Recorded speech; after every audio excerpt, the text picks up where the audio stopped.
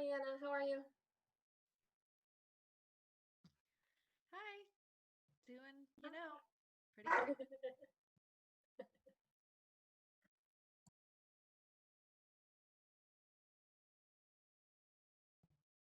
Somewhat glad to have this meeting as a distraction.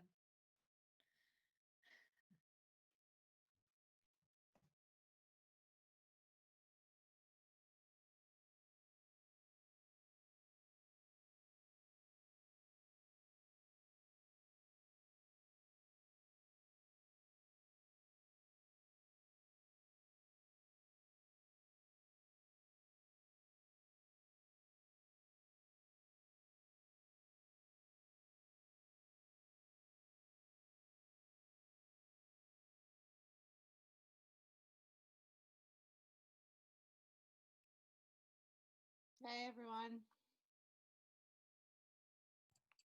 Hey, Libby. Hello. How are you? Well, we've seen better days, haven't we? Yeah.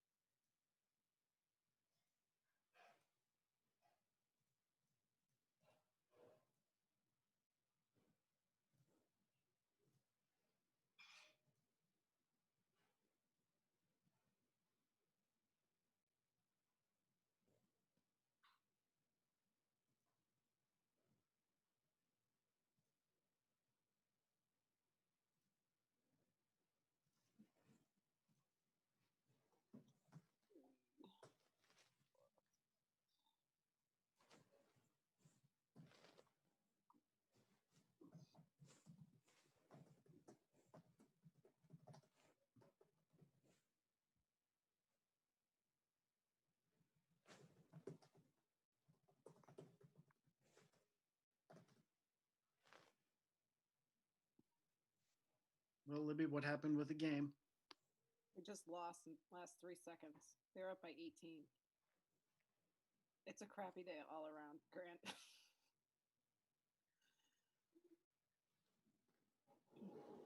I'd be more sorry, but I'm from Pittsburgh, so. I am aware you're from Pittsburgh. Jim, I think we have at least a quorum, yeah? Yeah, and Emma said she's not going to be able to join until late. So on a pretty somber day, let's get the meeting started at 6:32 p.m. Let's do roll. Jill? Here.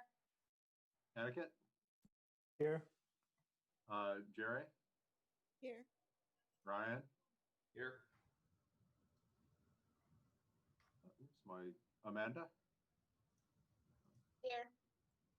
Mia, did I already call you? No, but I'm here. Okay. It looks like we're missing Ryan. Did I call you? Missing Andrew and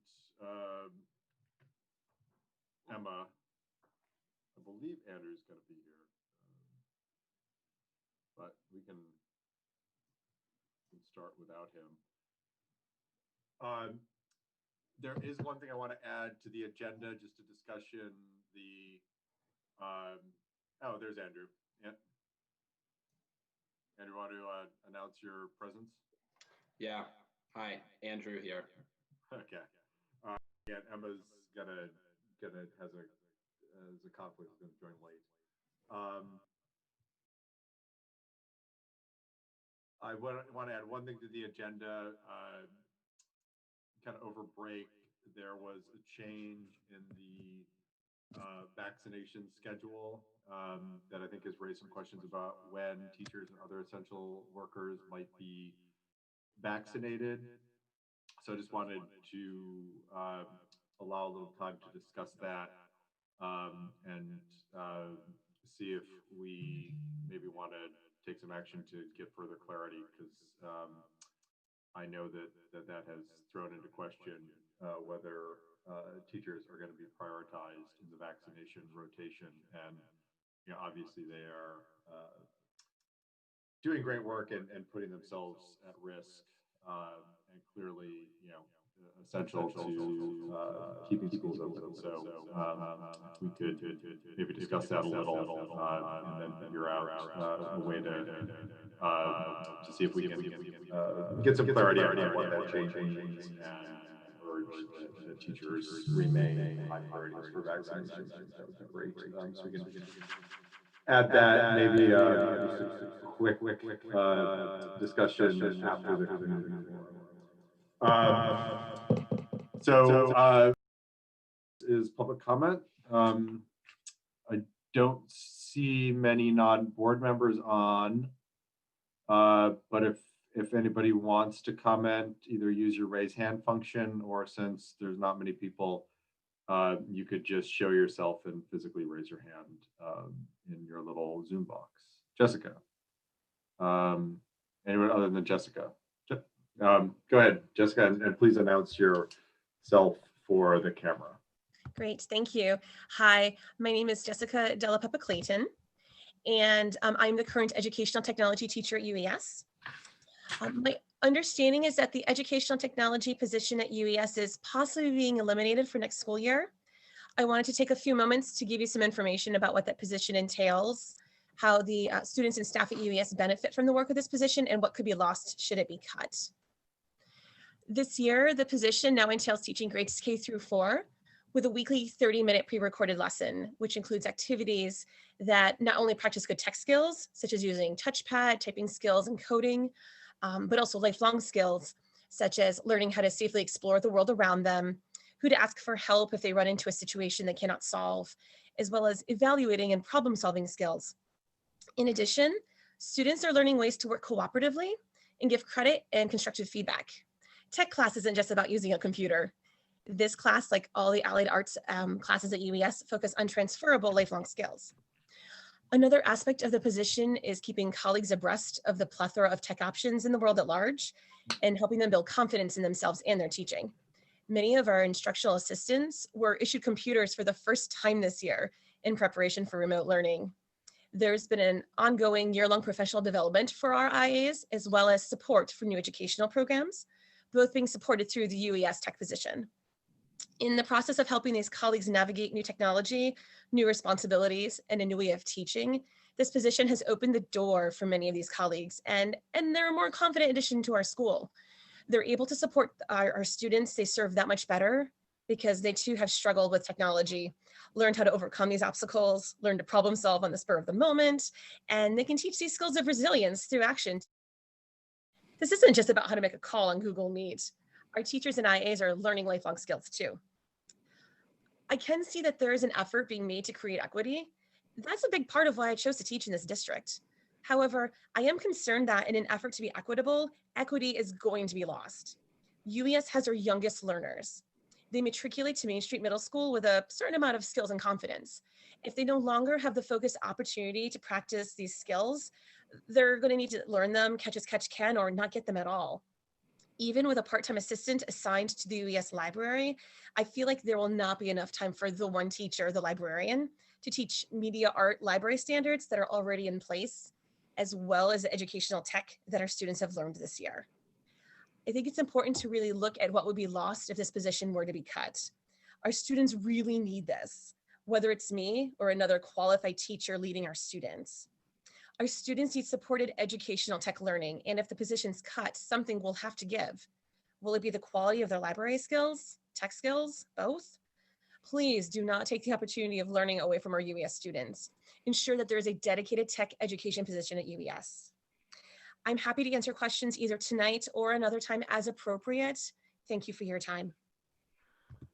Great, thank you, Jessica. And just a reminder that there will be further opportunity for budget-related discussion after the budget presentation. Any other public comment before I close it out and move on to the consent agenda? Seeing none, we'll move to the consent agenda. I want to note that a side letter with the union was included in the consent agenda since the original agenda was sent out. So the consent agenda includes that side letter as well, or approval of that side letter as well. So do I have a motion to approve the consent agenda as so noted? I move. Thanks, Mia. Do I have a second? Second. Thanks, Ryan. Jill, yay or nay? Yay. Aniket? Yay. Jerry? Yay. Ryan? Aye. Amanda? Yay. Mia? Yay. Aye or nay, whichever. Andrew? Yay. Okay, I think that passes. So round 3 of Libby and Grant and the budget presentation. So I will turn it over to you. And I'm assuming, by the way you structured it, that you want to give the presentation, flip it to the board for questions, flip it to the public, go back to the board. That sounds good to me. Okay, excellent. All right, let me just get in a present mode here. So for the board members, most of you have seen this. I think all of you have actually seen most of this presentation before. It's pretty similar to a presentation we've done in the past. This is how, for our new board members, this is how we typically do it. In the beginning, we present the large budget and then we kind of cut it short to answer any questions in the next presentation. And then for the public forum, we bring back the larger presentation.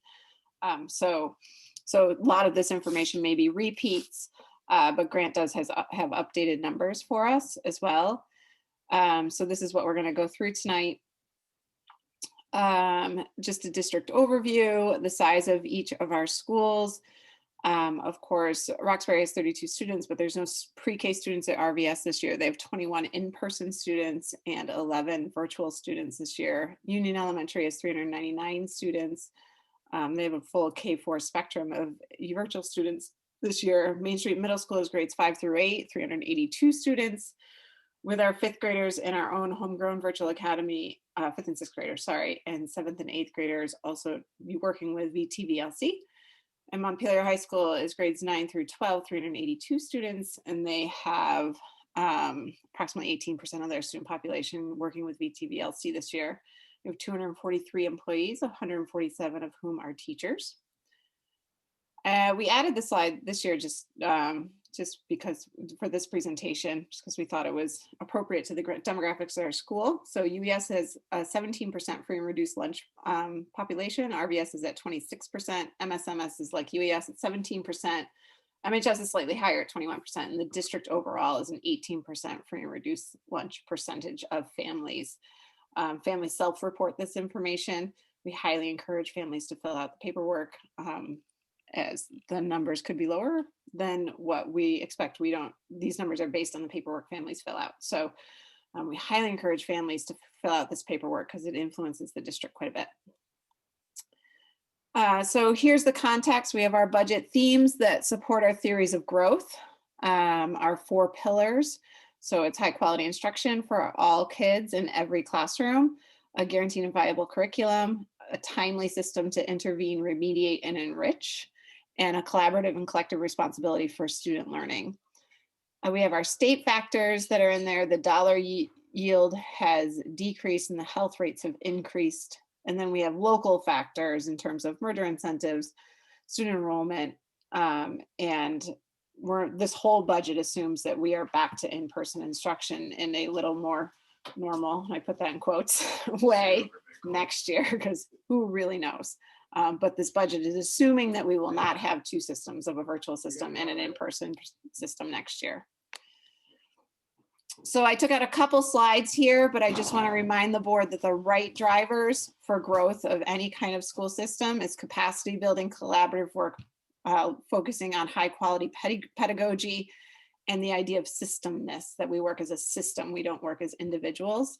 And that's from Michael Fullen's work. If you aren't familiar with Michael Fullen, he basically publishes a book a week. So you can get adamant opportunities to read his work because he's got lots of work around this piece. It's from this particular list is from a book called Coherence, which is a highly influential book for district leadership. So our theories of growth echo a lot of Fullen's work, that all kids will learn at high levels if we have a strong feeling of collective responsibility and collaborative practices that gets us at a healthy culture in our school. If we have formalized essential learning that is not everything, but it's the most essential things that we're guaranteeing all kids will show proficiency in. If we have a timely system to enrich, intervene, and remediate, and if we have high quality instruction in every classroom, and that we have defined that, and we've given teachers time to practice, and we've given lots of really targeted feedback to increase that high quality instruction. So when we're looking at this budget, if we break it up by our pillars, in our high quality instruction, we have some staffing increases. There's a needed increase at the high school for PE staffing, simply because of our higher enrollment at MHS and the fact that PE is a mandatory piece for ninth graders, particularly I believe 10th graders as well, in the educational quality standards. We have an increased health staffing for MHS and MSMS, which has been a high level of demand from the community. And we have a system of technology integration across the district so that we're working under the same system across the district and use similar professional pieces there. Professional development, we're working in collaboration with Partners for Literacy and Learning. This actually won't come out as a specific budget item in terms of professional development, but when we see a very large lump sum for professional development in the budget, this is how this kind of thing is broken down. Right now, the PLL is doing an audit of our literacy practices in all 4 buildings and giving us a wealth of data that we can work from. We're working with Liz Mira, who is the National Teacher of the Year in Science, a few years back with MHS and MSMS Science this fall or this spring, and it will continue into next year. Our math teachers at the middle school and high school are working with Teachers Development Group, and our elementary teachers are working with Kristen Quartermanch on differentiated math practices. And then, of course, we're working with educational equity development through our equity task force and many different things that go with that. In leadership, we're coaching instructional leaders to lead pedagogical change, particularly with work out of the University of Washington and their work on defining high quality instruction. In collective responsibility and collaborative practices, in terms of staffing, we're redesigning our student information and data systems, that position, because the state has increased the demands on that position and the expectations. So we're increasing the demand and expectations on the position as well. And we're also looking to increase the transition students for students with special needs. These are kids who are aging out of our high school and have significant special needs and need that support in order to transition into their life beyond high school. In terms of professional development here, we're continue coaching in professional learning communities. That's the collaborative responsibility or PLCs. And we're working through team assessment and goal setting. And that kind of thing doesn't cost any money, but it's just really important to know that that professional development is happening. And then in terms of leadership, we're coaching our instructional leaders to lead the PLC growth, because that really needs to be the cornerstone or the linchpin of increasing student growth across the board. That collaborative responsibility and collective practices, or collective responsibility and collaborative practices rather. So that leadership piece is imperative. In terms of formalized essential learning, with our staffing, we have a continued focus on our coaches of some social, emotional, and behavior learning and our academic instruction. That has been a budget priority in the past. We're just continuing that work this year. Professional development, we're focusing in next year on our literacy work and the core content at the high school. And then leadership, we're continuing to give time to devote to naming those priority standards, that essential learning for students. In terms of timely intervention, remediation, and enrichment and staffing, we'd like to add an intensive needs special educator and place that person at UES. This is for kids with autism and significantly low functioning or significant behavior challenges, so that we can better support them and be more inclusive into the classrooms with kids. Somebody who has much more expertise in that area than what we currently have. We're looking at increasing our alternative programming needs at the high school so that we have more opportunities for kids to see success at our high school. And then we're also looking at Title I math intervention at the high school. However, that's not a local budgetary expense, that comes out of Title I funding, which is a different piece.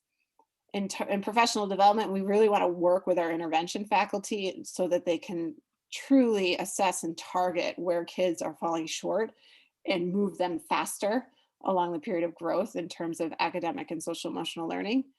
And in leadership, this spring, our leaders will be working as we redesign our schedule again, so that we don't just go back to the status quo, but we ensure that our schedules have time dedicated for intervention, remediation, and enrichment that does not take away from kids' access to our prioritized standards at the grade level. So I'll let Grant take that over in terms of the actual, what's this mean for budget? Go ahead, Grant. Okay, and I know that you've seen a lot of this before, but I need to go through it. I'll try to talk fast, but try also not to hyperventilate.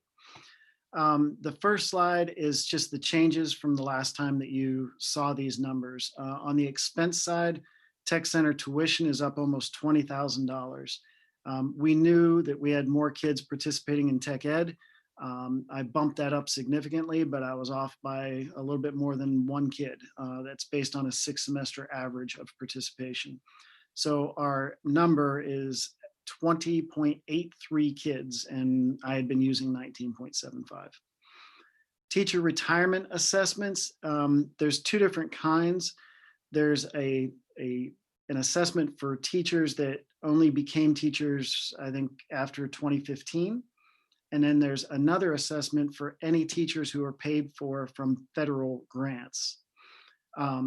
The new teacher assessment, that factor was a little lower than what I was using, so that was less money.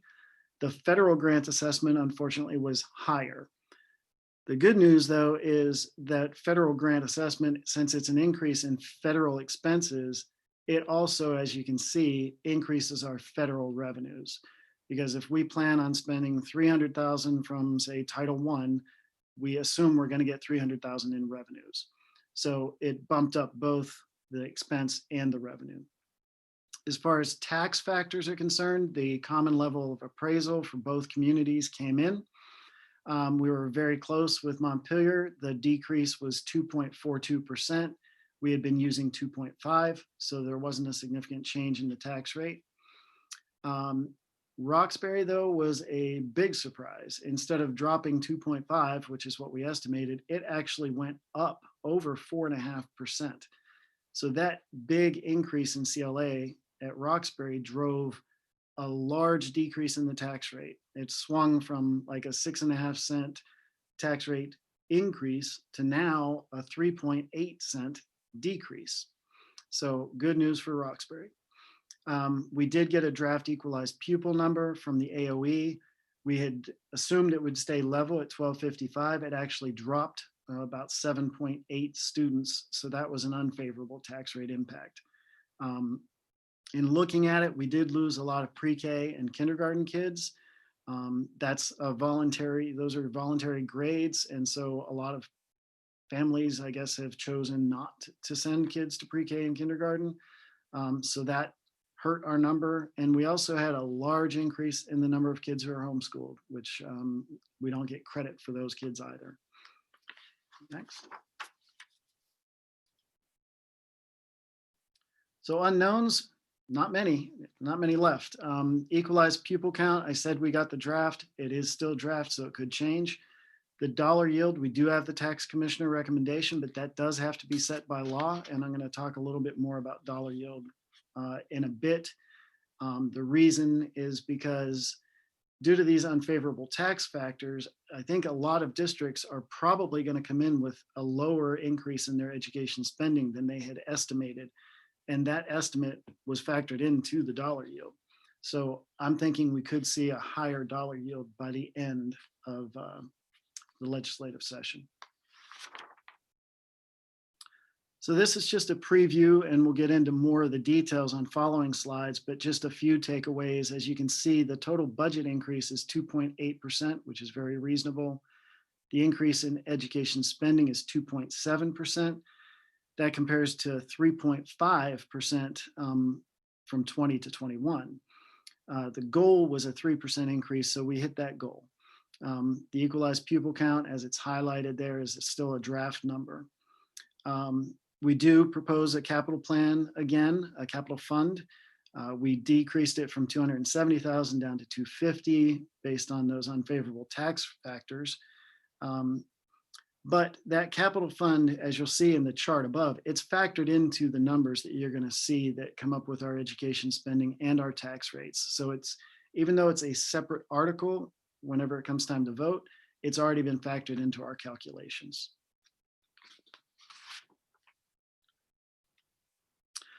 So this is a K-12 enrollment projection for the high school, middle school, and Union. It does not include Roxbury Village School because that would throw off the K-4 class size analysis. The projection includes kids that are new to being homeschooled because we assume they'll come back, and we don't want the projection to be low, artificially low. That first line is kindergarten, and that's the most uncertain data point because it's really based on birth data. So you don't really have much to go on there. You can see like out in FY25, that number of 55 seems awfully low. We'll have to see how that plays out. It may not be that number. It's, as I said, it's the most uncertain data point in this projection. Let's see what else. If you kind of go down to the grades 5 through 12, you'll see a box there that says it includes Roxbury students. It includes those Roxbury students who are at Main Street Middle School and at Montpelier High School. Near the bottom there, you can see a big oval for K-4. That's showing you that decreases are projected at Union Elementary School over the next few years. Main Street is fairly stable. And you do see in 9 through 12 a large increase for the next few years at the high school. Overall, we're still projecting an increase through FY23, as you can see.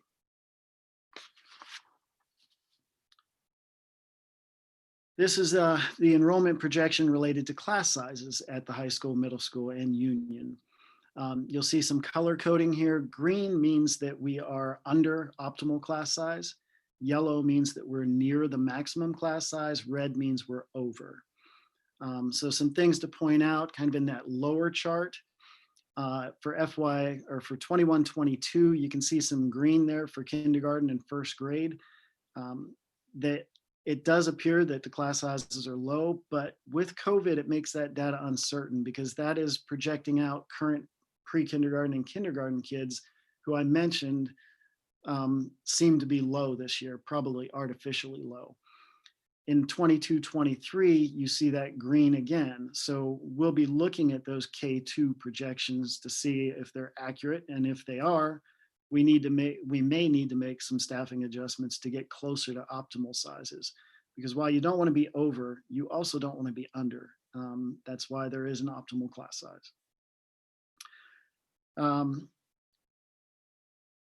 See, if you can go back once, we're going to continue to monitor that bottom line there, 9 through 12, but we should be fine in FY22, even though it's yellow. I think with the PE increase, we'll be okay. We may need to revisit how we measure class size at high school because right now it just factors in math, science, social studies, and English teachers. So we may need to try to figure out a better way to decide what the optimal class sizes are. Next. So as a small school, we look at Roxbury separately, and we simply assume that the number of kids in one grade will be continuing to stay with us for the next year. So there's no complicated formula in this projection. It's just basically carrying things straight forward. You see that this year we had a drop. The reason mostly is because we had a large cohort in grade 4 last year that moved on. In FY22, it should be pretty stable. That number might come up. In Roxbury, one family could move in, and that could be a big percentage increase in the number of kids. But right now, it seems pretty stable around the low 30s to 30. And then this is just a graphical depiction of enrollment. That top red line is overall K12. And you can see in FY23, that's the first year that we won't have any grandparented Roxbury students. It also marks what's probably a plateau in our enrollment. The bottom third of the chart, you'll see there's several different lines, each colored differently. Those are each of the schools separately. So as an example, the high school is in yellow, the middle school is in that pink color, Union's in a light blue, and Roxbury is at the bottom there in a dark blue. The future trend, as you can see, is lower enrollment at Union, fairly stable for the middle school in Roxbury, and increasing enrollment at the high school.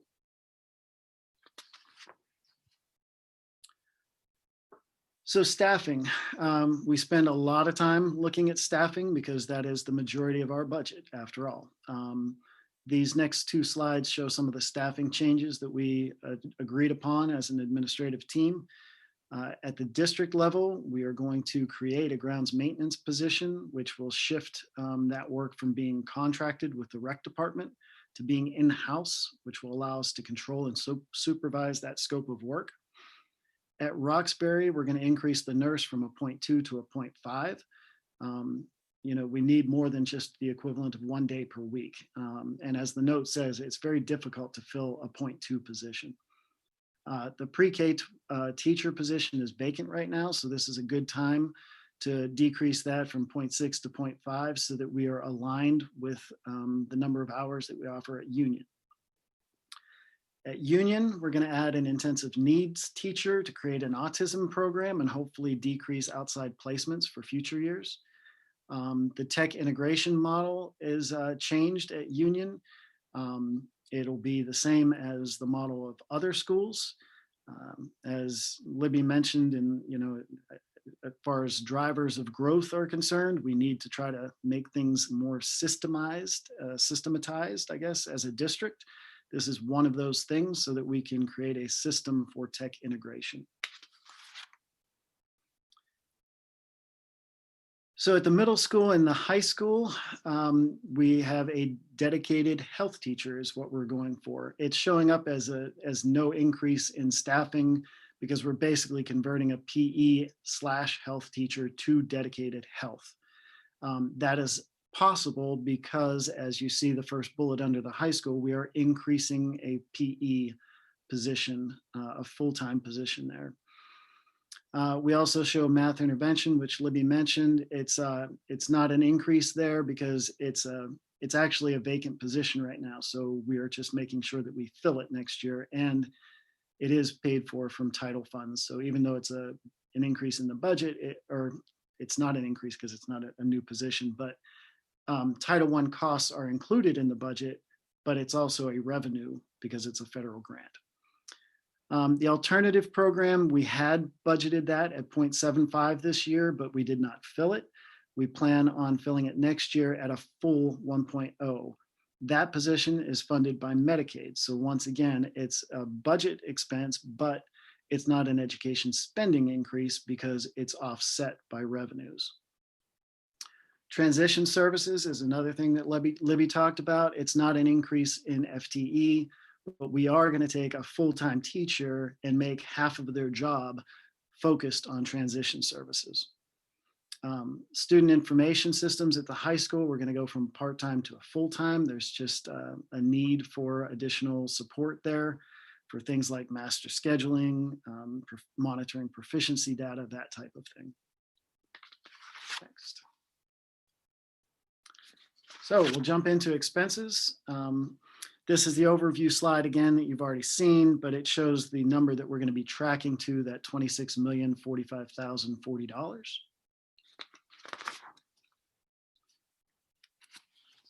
Go ahead. This is the budget broken out by school, showing a budget per pupil expense. District-wide costs are broken out based on the percentage of students at each school. You can see that Roxbury is much higher than the others, and it's very difficult to drive down that Roxbury number because of the low student count. For example, you're going to have low student to teacher ratios. There's nothing you can really do about that, even when you group classes or grades. You also have to deal with fixed costs that don't change no matter how many students you have, things like utilities or maintenance costs to just maintain that building. So it's difficult to drive that number down, but it is certainly an outlier. This graph breaks out costs by program. Most of those programs, I think, are pretty self-explanatory, but just a couple to point out. Buildings and grounds, the capital fund is part of that little slice of the pie. Safety includes things like bus aids, crossing guards. Principal/special services admin, that's the budget for each principal's office and the budget for the special ed director. Fund transfers, at like the top right there, that's the money that we transfer to food service for the anticipated deficit that they typically see each year. And then to break that down into the details, I know this font is very small. I will briefly go into most of these lines. I know you've heard all of this before, but just running through it. General ed is a lower increase than usual, mostly due to tuition savings for grandparented Roxbury students and pre-K tuition. Tech tuition, a few lines down, it's listed as career center tuition. That's a large increase. We have much more students taking advantage of tech ed. That's going from 16.5 this year to 20.8 next year. Student support services is higher than usual, largely due to staffing adjustments, the alternative program at the high school, the SIS, student information system increase at the high school, and the Roxbury nurse would be in that line. Staff support is decreasing mostly because of the change in the tech integration model that we talked about. The principal line is actually decreasing. That's due to new hire savings. We have some key positions that turned over, so we have new hire savings in some of the principal's office and for the special ed director. You'll see an increase in business services. That's for transition, since next year will be my last year to have some transition allowances there. Buildings and grounds, that increase is largely associated with facility projects such as the new autism space at Union. Safety, the decrease there is associated with eliminating the SRO position. Transportation is showing a decrease that's associated with lower requirements for special education transportation. And then fund transfer, we bumped that up a little bit to cover the anticipated food service deficit. On the revenue side. So I'm going to kind of lump some of these things together. The top line is the education spending grant. That is simply what balances the revenues with the expenses. So anytime you have any kind of change in expenses, you're going to see that number shift a bit. The special education revenues are up about $86,000. That's in line with special ed expenses and requirements. And when I say the special ed revenues, I'm talking about like 5 or 6 lines down. You'll see it starts with special ed block grant, and then that carries down about 5 lines to special ed state placed. Those are state special ed revenues. So those are up about $86,000. Federal revenues are pretty stable, and those will match expenses exactly. And when I talk about federal revenues, about halfway down that chart, you'll see IDEA B grant. And then several lines further down, you see Medicaid and EPSDT. Those lines, when you look at them in whole, they're pretty much level. And what some of those acronyms mean, IDEA B is basically federal special ed revenues. CFP is Consolidated Federal Program. A lot of times you hear people talk about title funds, Title I, Title II. And Medicaid, most people have heard of that. EPSD is a type of Medicaid revenue as well. A little bit below that, you see a couple lines for tuition. You'll see that those numbers are off a little bit. We took a bit of a hit because of COVID, and it might take a little time to get those kids back coming into our schools, hopefully not long. And then almost at the bottom, you see fund balance carry forward. That is our surplus money that we are able to use as a revenue source. And we've been trying to use that to offset that decrease of the merger incentive by 2 cents each year. Capital plan. So the capital fund, or the capital plan, represents about 1% of the total general fund budget. We did reset it kind of down from 270 to 250 because we've had such unfavorable tax factors. The capital funds can roll over from year to year, so we can accumulate money for several years for major projects. And hopefully that reduces the need for future bonds as well. FY22 is highlighted in green. The projects include a behavior room renovation at Union, gym renovation at the middle school, and a stair tower, which isn't exactly exciting, but needed. We're also setting aside some money to plan for some work like the auditorium renovation and small gym renovation at Union. And then the big ticket item that's going to carry on for years is window replacements at Union and at the middle school. This is just to break up my slides with some pictures. And now we'll go into the tax rates. This chart shows how tax rates are calculated and also shows our current estimate. The equalized pupil number was reduced based on the draft number I got from the AOE. I already talked about why that might be dropping a little bit. About halfway down the chart, you'll see property dollar yield. That's based on the tax commissioner recommendation. As I said, we could set that higher, and I'm thinking we might want to because I think statewide education spending is going to be lower than what was originally estimated. A little lower, you see merger incentive. You see that's dropping from 4 cents down to 2 cents. Next year it goes away. CLA has been updated. As I mentioned, Montpelier dropped 2.42%. Roxbury actually went up 4.55%. You can see by the call out boxes that the major impacts to the tax rate are basically factors that we can't control. The dollar yield, the merger incentive, and the CLA.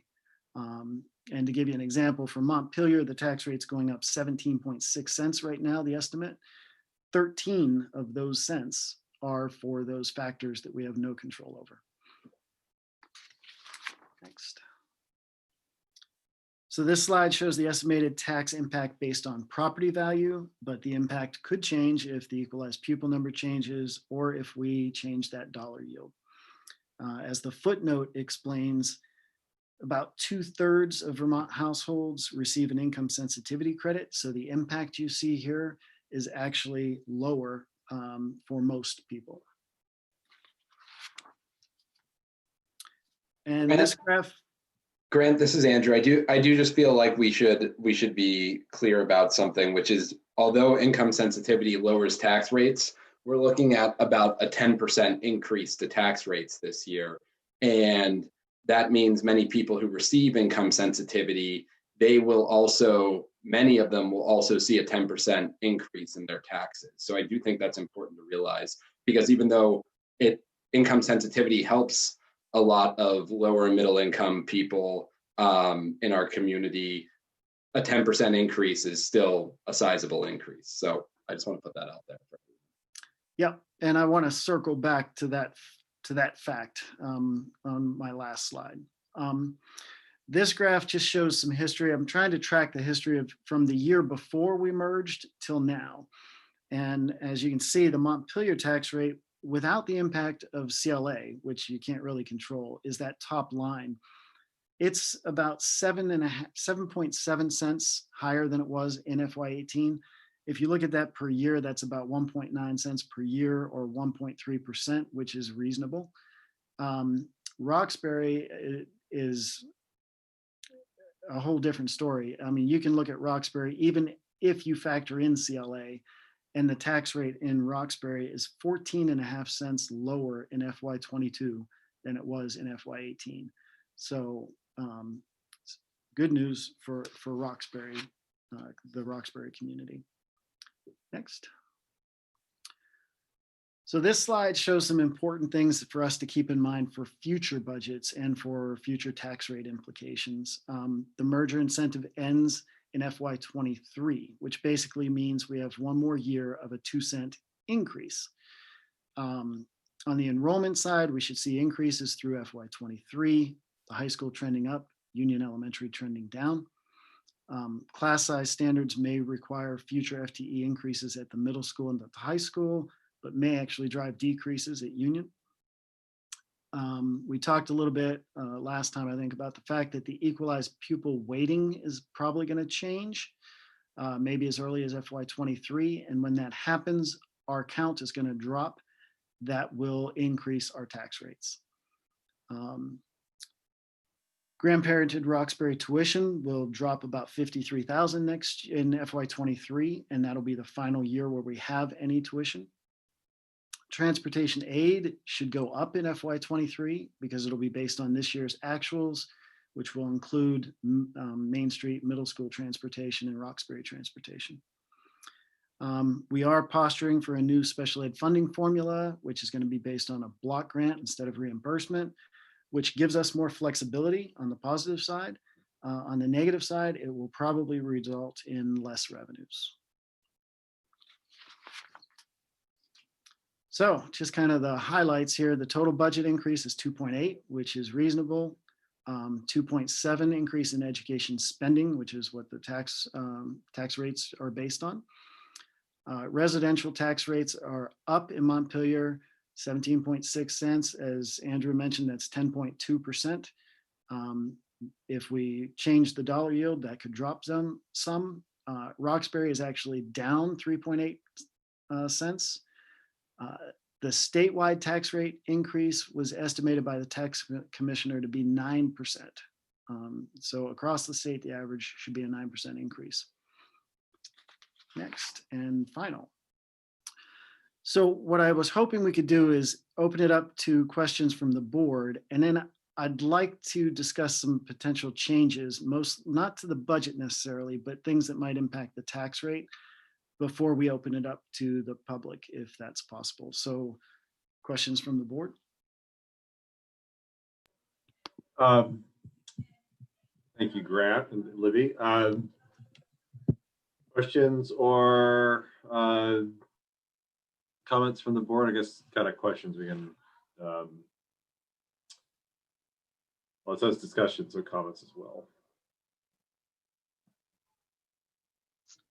I have a few questions. And maybe for next time we can break it up so that we can have questions in between, because now it's like so much that I had too many questions and now it's gonna be hard to find them. But one of the questions I had was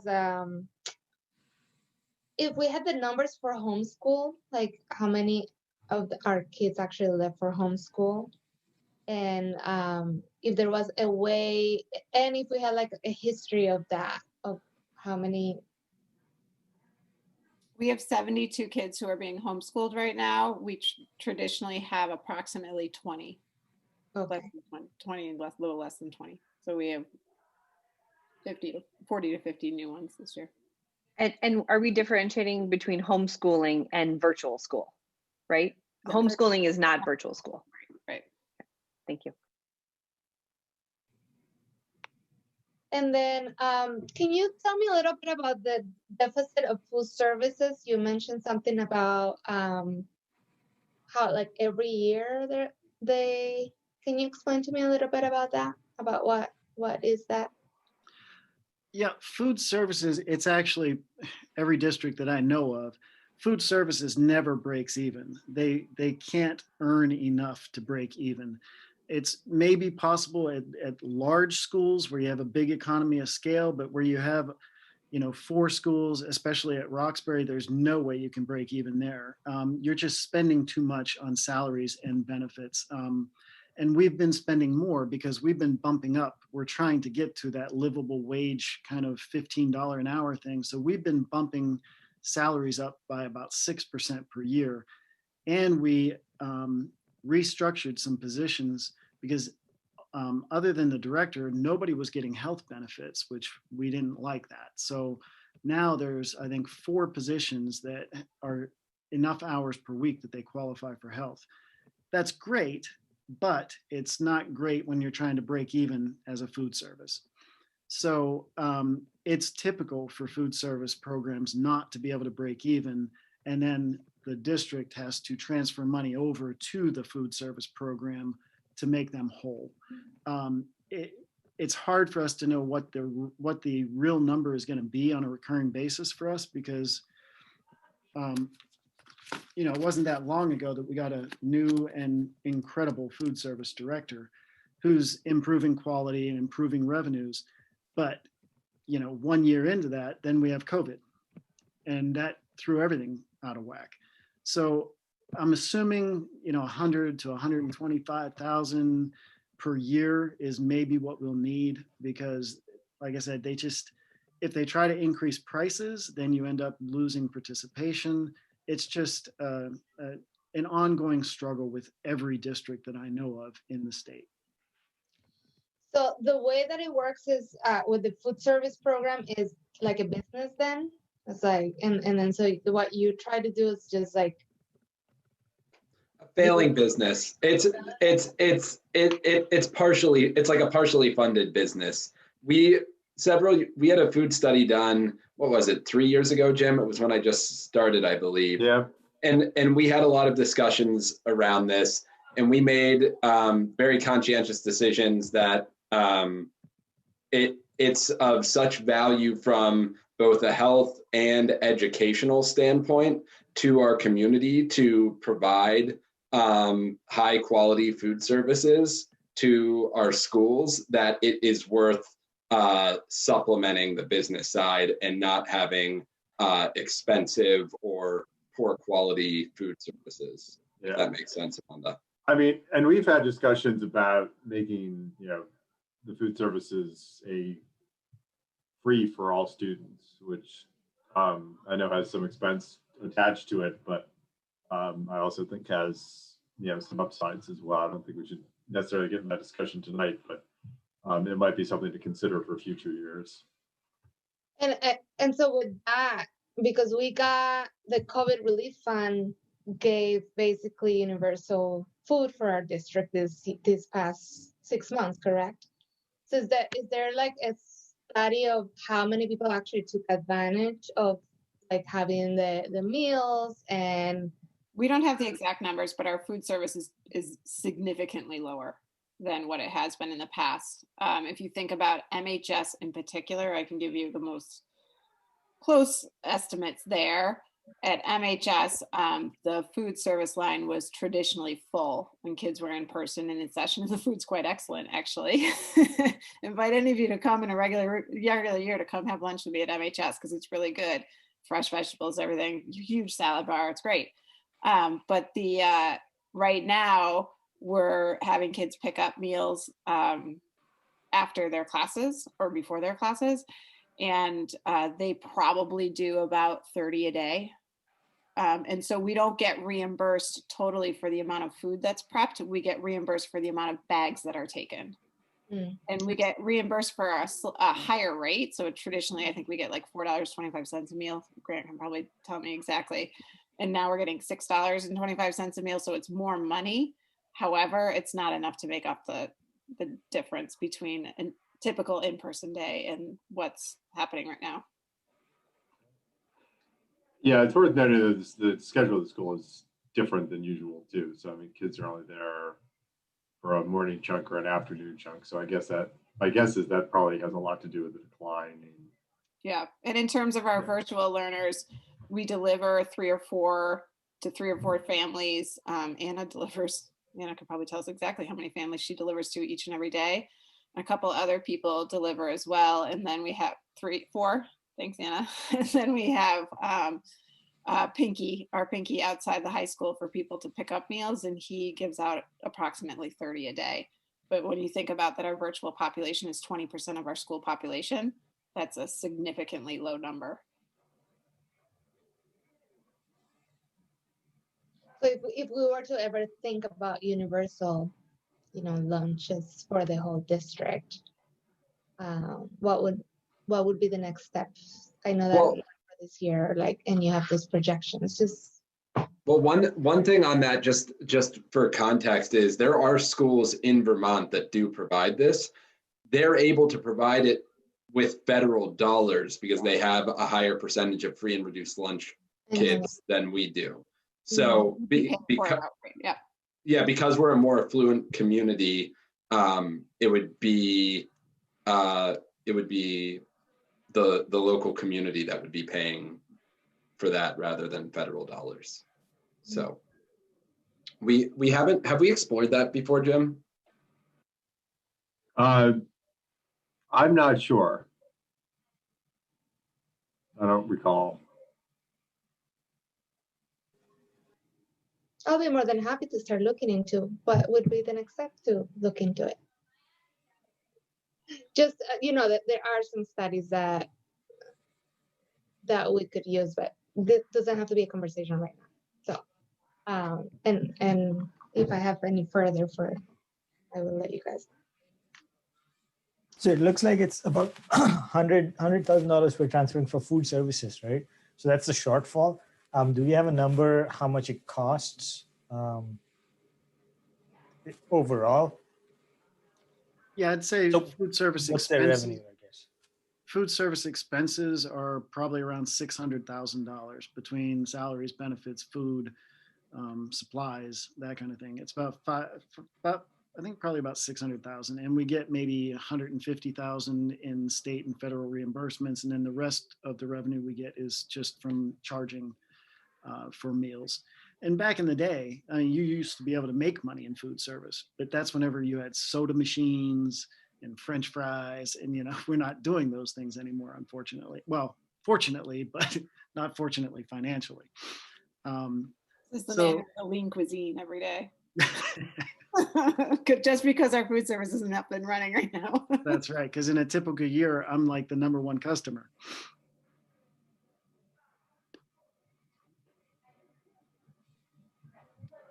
I have a few questions. Go for it. Well, first I wanted to just say thank you very much to both Grant and Libby and everybody else who participated in the presentation and of the information, and for pacing out the process this way, because even though it was essentially the same information today that we saw 2 meetings ago, I feel like I've been able to process it and make a whole lot more sense of it because we've followed this process. So I really appreciate that.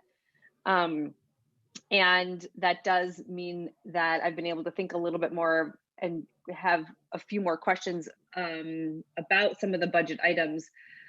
The first one that I want to touch on is the capital fund.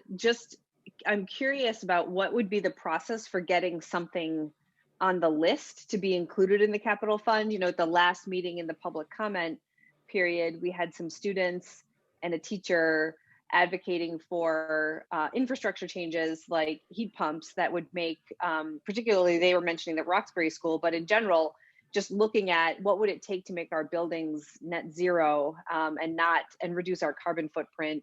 I just think I'm curious to know what, obviously we can't just insert that in this budget year. So what would that look like in order to be able to start to make that happen? Jim, do you want to provide a little update as to where we are with that specific issue? Yes.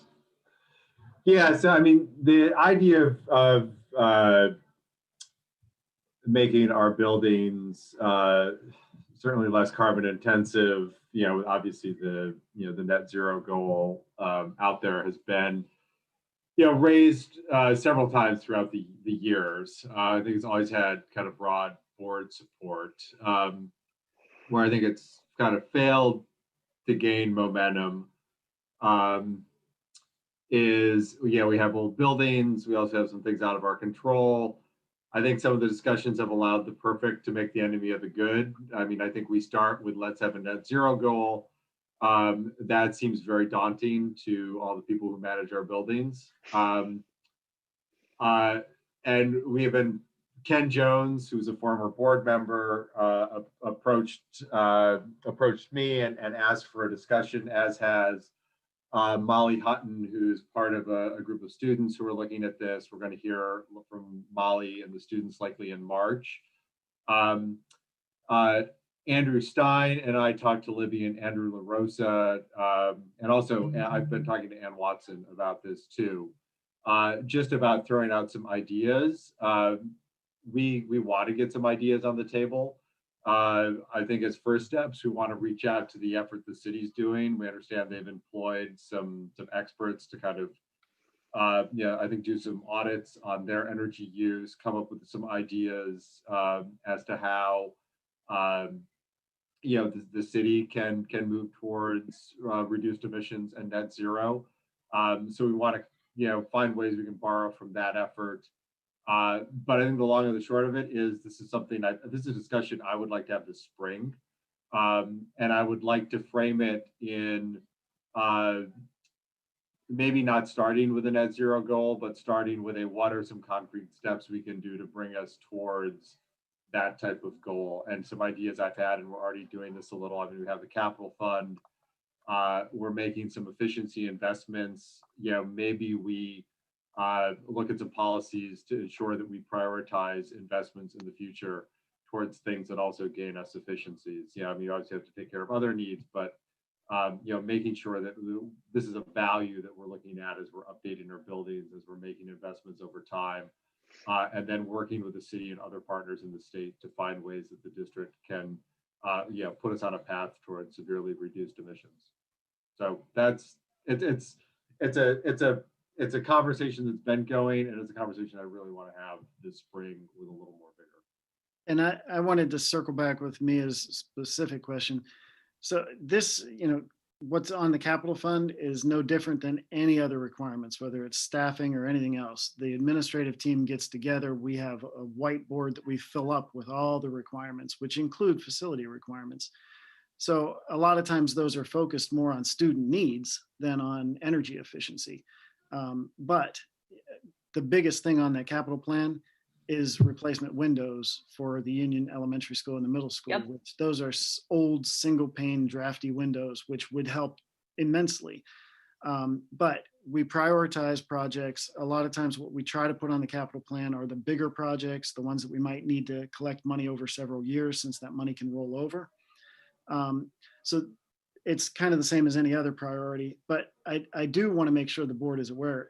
We aren't just, sitting on our hands as far as, net zero type of things are concerned. We have every one of our electric meters is connected to solar metering. And so we do solar metering and get solar credits. And that was a big thing for us. The windows are a big thing for us. The board's going to see for the second quarter budget or second quarter financial report, I have a couple more line items on there for potential uses of fund balance. One is that we need a new driver's ed vehicle. And what we're assuming is that we're going to go with a hybrid, for the first time. Another thing is the Roxbury heat pump possibility is something that I've put on as a potential use of fund balance instead of having to budget for it. It would be a one-time cost. It would be a good use of fund balance. So we are looking at those things as they come up, and we're trying to tackle those and knock them down. So we're not ignoring those, but as far as things getting on the capital plan list, it's based on what bubbles up from the administrative team on what the requirements are that we're seeing. Mm-hmm.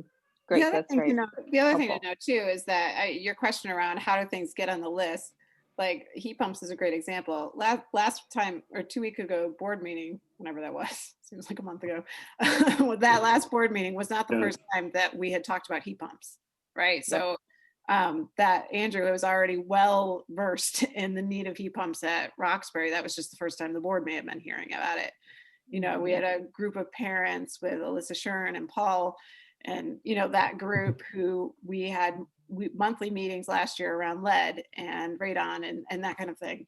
So working through Andrew LaRosa is he's very responsive when people come to him and look into things.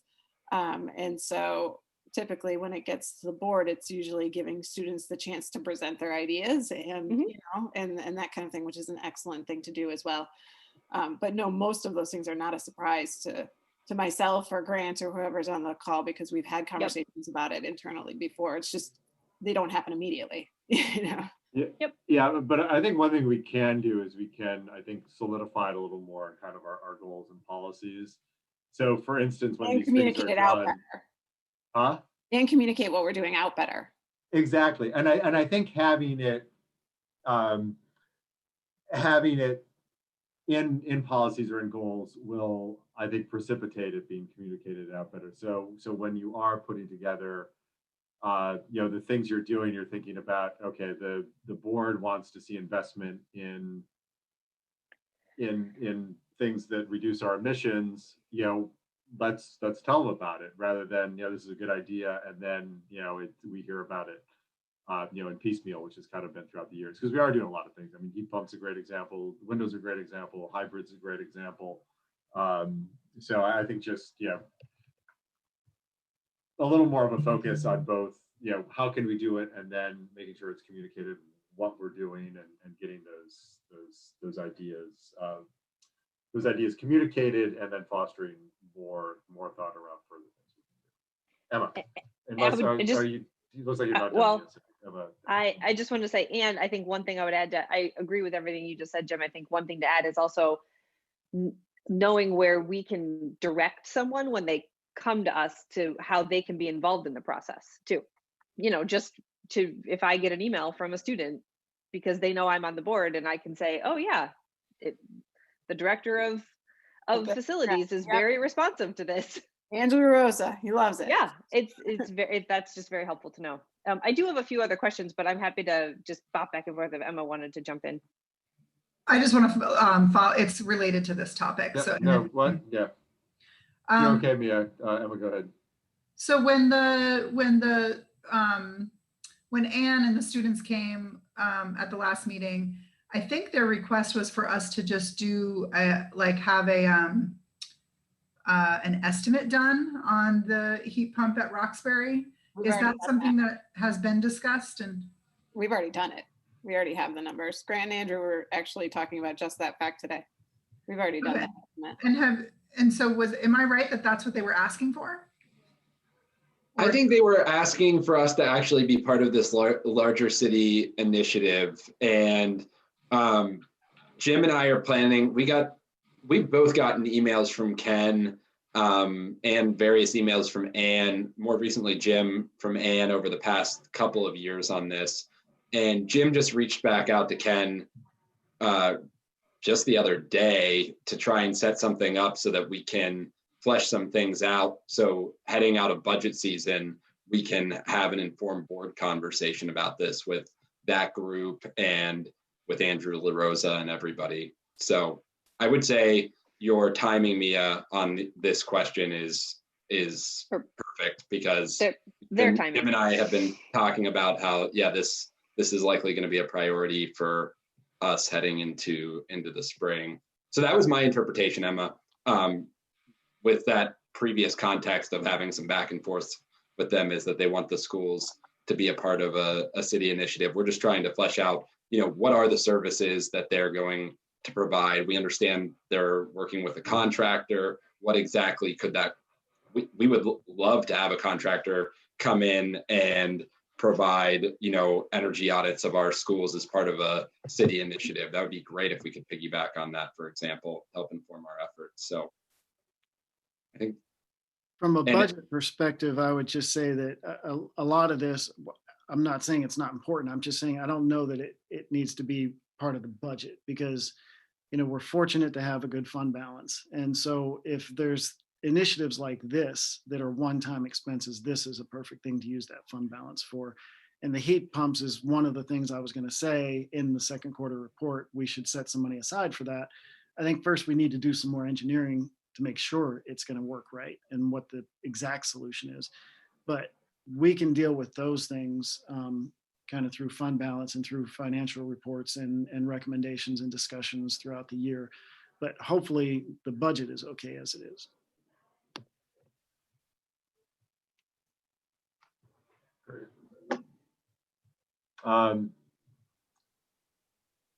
Mia, did you have more questions? Otherwise, we can go to Jill. Sure. My other questions are mostly on the expenses detail slide. I don't know if it would help to bring that back up, but on the line item for the superintendent and school board, in the notes section, it explained out about $9,000 of that increase. And I'm curious if you can share any other details on what the other $8,000 of that increase is. The big money we make. That's what I was hoping. No, I'm just kidding.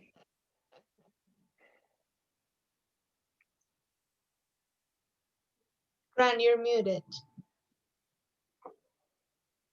Oh, Grant, you're still muted. You're muted, Grant.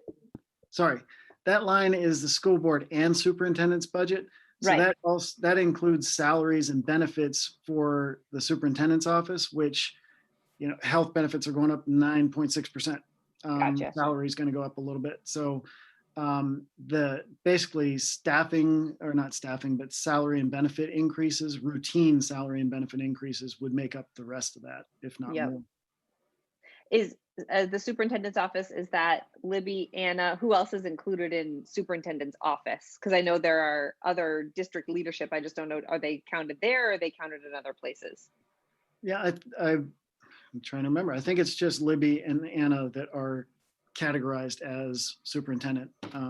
We have the HR person, and the business office is under the business services. Andrew is under buildings and grounds. And the special ed office is under special ed. Yep. Where's Tracy? Tracy is split.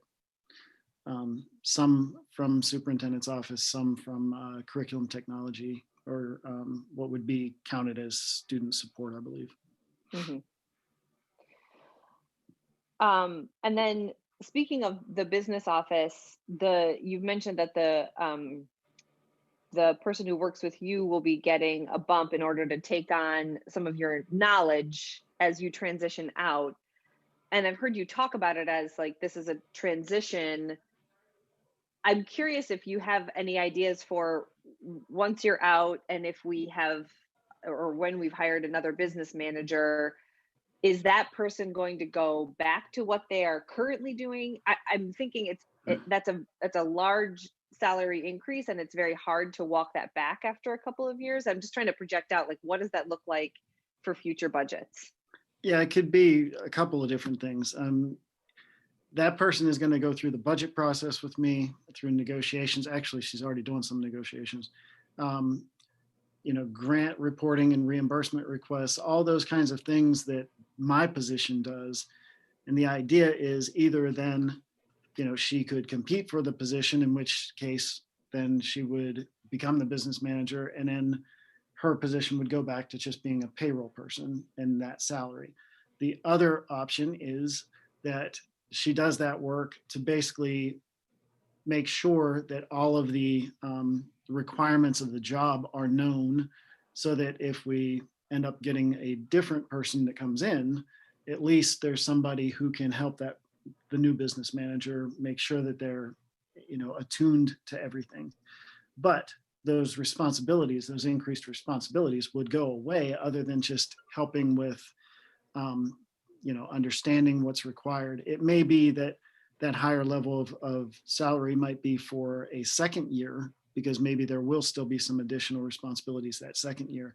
But Right. yes, eventually it would go back to being just a payroll position and it would drop down.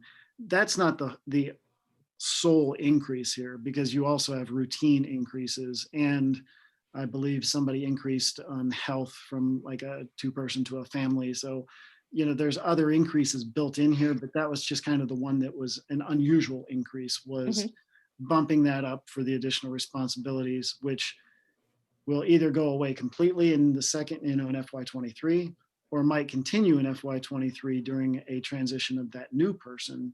But eventually it would drop back down again. So at least in FY24, if not 23, you would see that drop back down. Great. Thank you. Jill? I think that's it for now for me. Thanks. All right, thank you. I'm really glad that Ms. Clayton came on at the beginning of the meeting to talk about the technology integration position at Union. I hadn't really understood that to be a cutting of an actively employed person, and I feel like that raised an initial flag. I was misunderstanding, I suppose, that the position was essentially going to be an individual who was repurposed to be part-time a library assistant and part-time the technology. I did not realize it was actually cutting someone, and it wasn't a vacancy that we were expecting. I also think, considering the climate and the situation that we're in, where we need professional development for our teachers, as Ms. Clayton was articulating, for technology integration with our students under this changing universe we're all working in, that did feel a little jarring and out of touch. And I would like to hear a little bit more about what that plan is. And barring a pretty satisfactory answer, I'm wondering if other board members would join me in requesting that we do not cut that half position at Union for technology integration. And I'm going to let Libby do most of the talking, but I will remind you that staffing is the highest priority issue that we deal with whenever we meet as an administrative team. And so we take that very seriously when we go through priorities and what we're going to fund and what we're not going to fund. The other thing is that position was vacant until this year. And when we filled it, we were looking at it as a 1-year position. But I'll let Libby get into more of the details. But I guess before I say anything, before I do that, I will say the thing that we're lacking the most, and I think Libby would agree, is systems. This is not a system. It's not going to be a system until we make it a system. And so I think it's not a step down, it's a step up, because we are creating a system that all schools can follow, where we have the librarians working together and all understand the roles that they need to be in and can cross-train or have PD development across each other. This is a one-off position in this district. But Libby, you're better at this than me.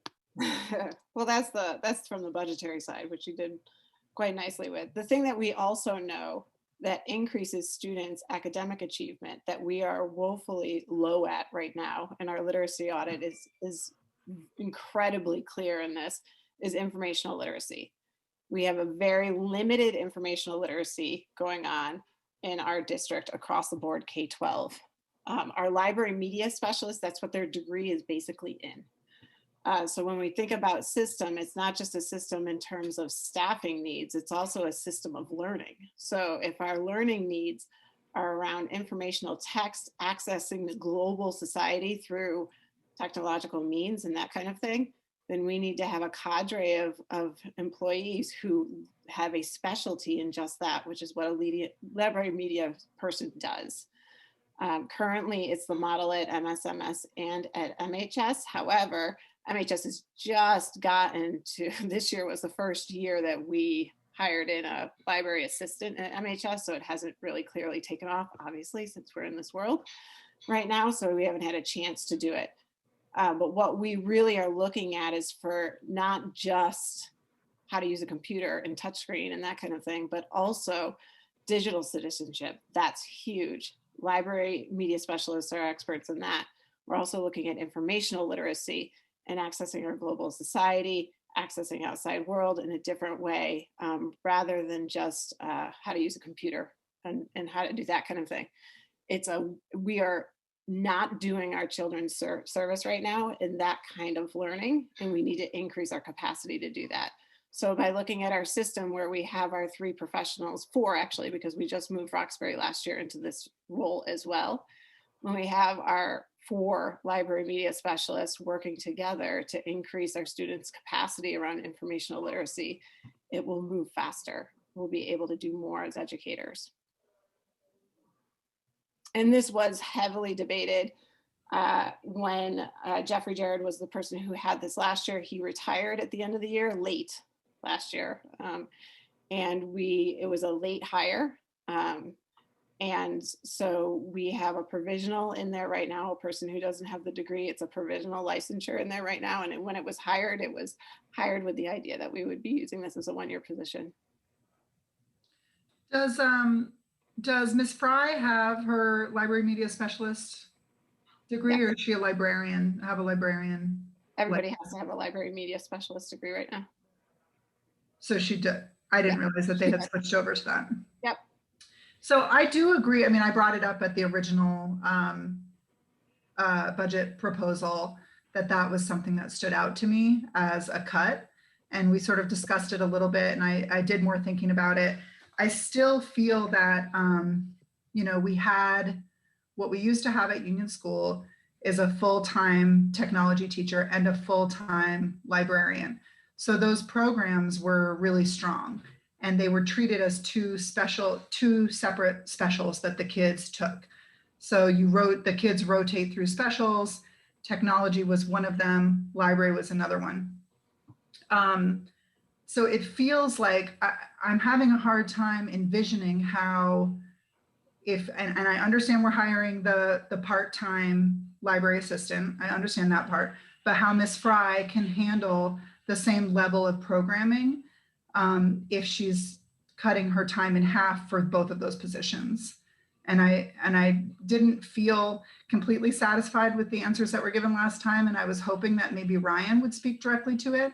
But I sort of sat back and took a few weeks to meditate on it. And I'm still not convinced. It still feels like a cut in terms of, the actual human being power hours being able to put into the curriculum of those 2 programs, the library program and the technology program at Union School. With all due respect, your statement of a strong technology program, we have no evidence of that. So we may have evidence in that your kids enjoyed it, enjoyed Mr. Jared, because he certainly was a very enjoyable person. But we have no real evidence that it supported or did anything for student learning. So we just don't have, and that's not a statement of judgment on Jeffrey's work as a technology integrationist. It's simply we don't have the evidence to support that statement. So I just want, there's no learning behind it. But that's not to say that a new person in that position wouldn't bring a great program,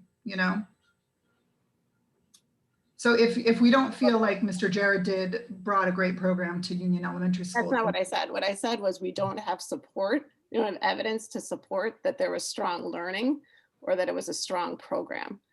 So your question is more about, does Marita, who's in the library media specialist position now, have the time? So a significant portion of her time currently in a typical school year, not this year because she's a pod teacher this year, but in a typical school year is shelving books.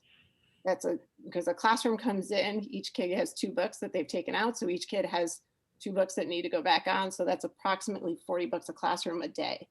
So I've actually done it myself. Mike Berry and I have done it several times where we sat in the library and shelved books for her because she felt very much overwhelmed in that capacity. So the aide coming in takes that out of her day. And that's a significant portion of time that is gained there. We also have a tech integrationist team, a tech team across the district that helps considerably with different types of tech issues in the district and that kind of thing. So it's not a fix-it role whatsoever. It's a how do we access informational technology role, which our librarians are the prime people to deliver that kind of instruction. So the old traditional idea of a librarian who welcomes kids in, they sit on the rug, they read a story, and they get books may change. So the time she has with classrooms may change, or probably will change, so that kids can do more of that. How do I learn how to become an informational hungry learner during that time, rather than let's just sit down, enjoy a good book, and then go check out some library books. It might be more of a lesson around how do we access information? How do we express information? How do we share information? How do we go get information? And then make sure that kids have a chance to check out their choice books in the library as well. So the content of the library instruction could change significantly in UES with this model. So it just, when at the end of the day, it feels like, was it discussed at all, like the potential of hiring a 0.5, maybe an additional library media specialist or technology integrationist? No, that wasn't discussed because it wasn't felt needed by the administration.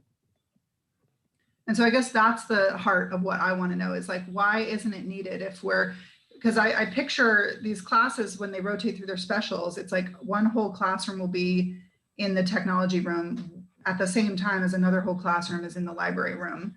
And now they won't be able to do that at the same time. So I'm just, I mean, if it's something that's fully supported by the staff and administration at Union School, then who am I to question it? You know, if that's the direction that Mr. Harity and the staff decided was the best for the kids. But if it's more of a budgetary consideration, then I want to look at it more closely. I can say in our meetings around staffing with the leadership team, this was, and where we were prioritizing things, this was not a highly discussed position because it wasn't, there were other priorities that we were focusing on. This wasn't a hard decision from the administration perspective. And Ryan was most definitely part of those conversations.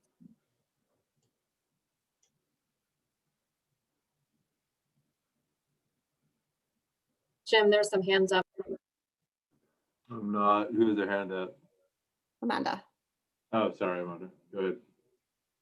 So I'm a little confused about the role. So when we're talking about technology integration and library, it's like, in my mind, it's very two different things. Technology integration is very different than the process of library and teaching kids. So like, I want to understand. So like, so we're saying Ms. Fry will be doing the technology integration at UES as well, and because she's going to have support in shelving the books and doing that part of the library circulation, because that's two different expertise, in not the circulation, but the technology integration in the schools.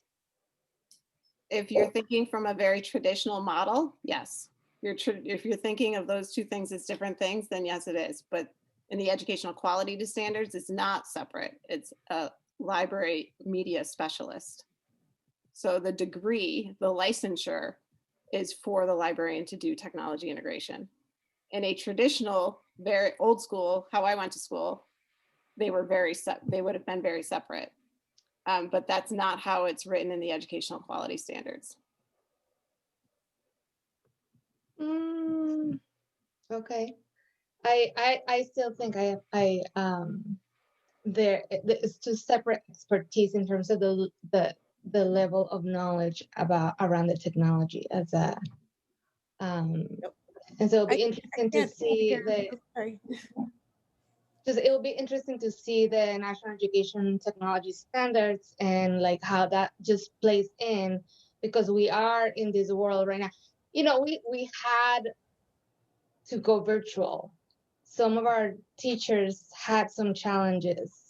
Some, you know, with like bringing in a new technology that like we had to accommodate ourselves in our classes and our programs. That's not, you know, so I have a lot of questions.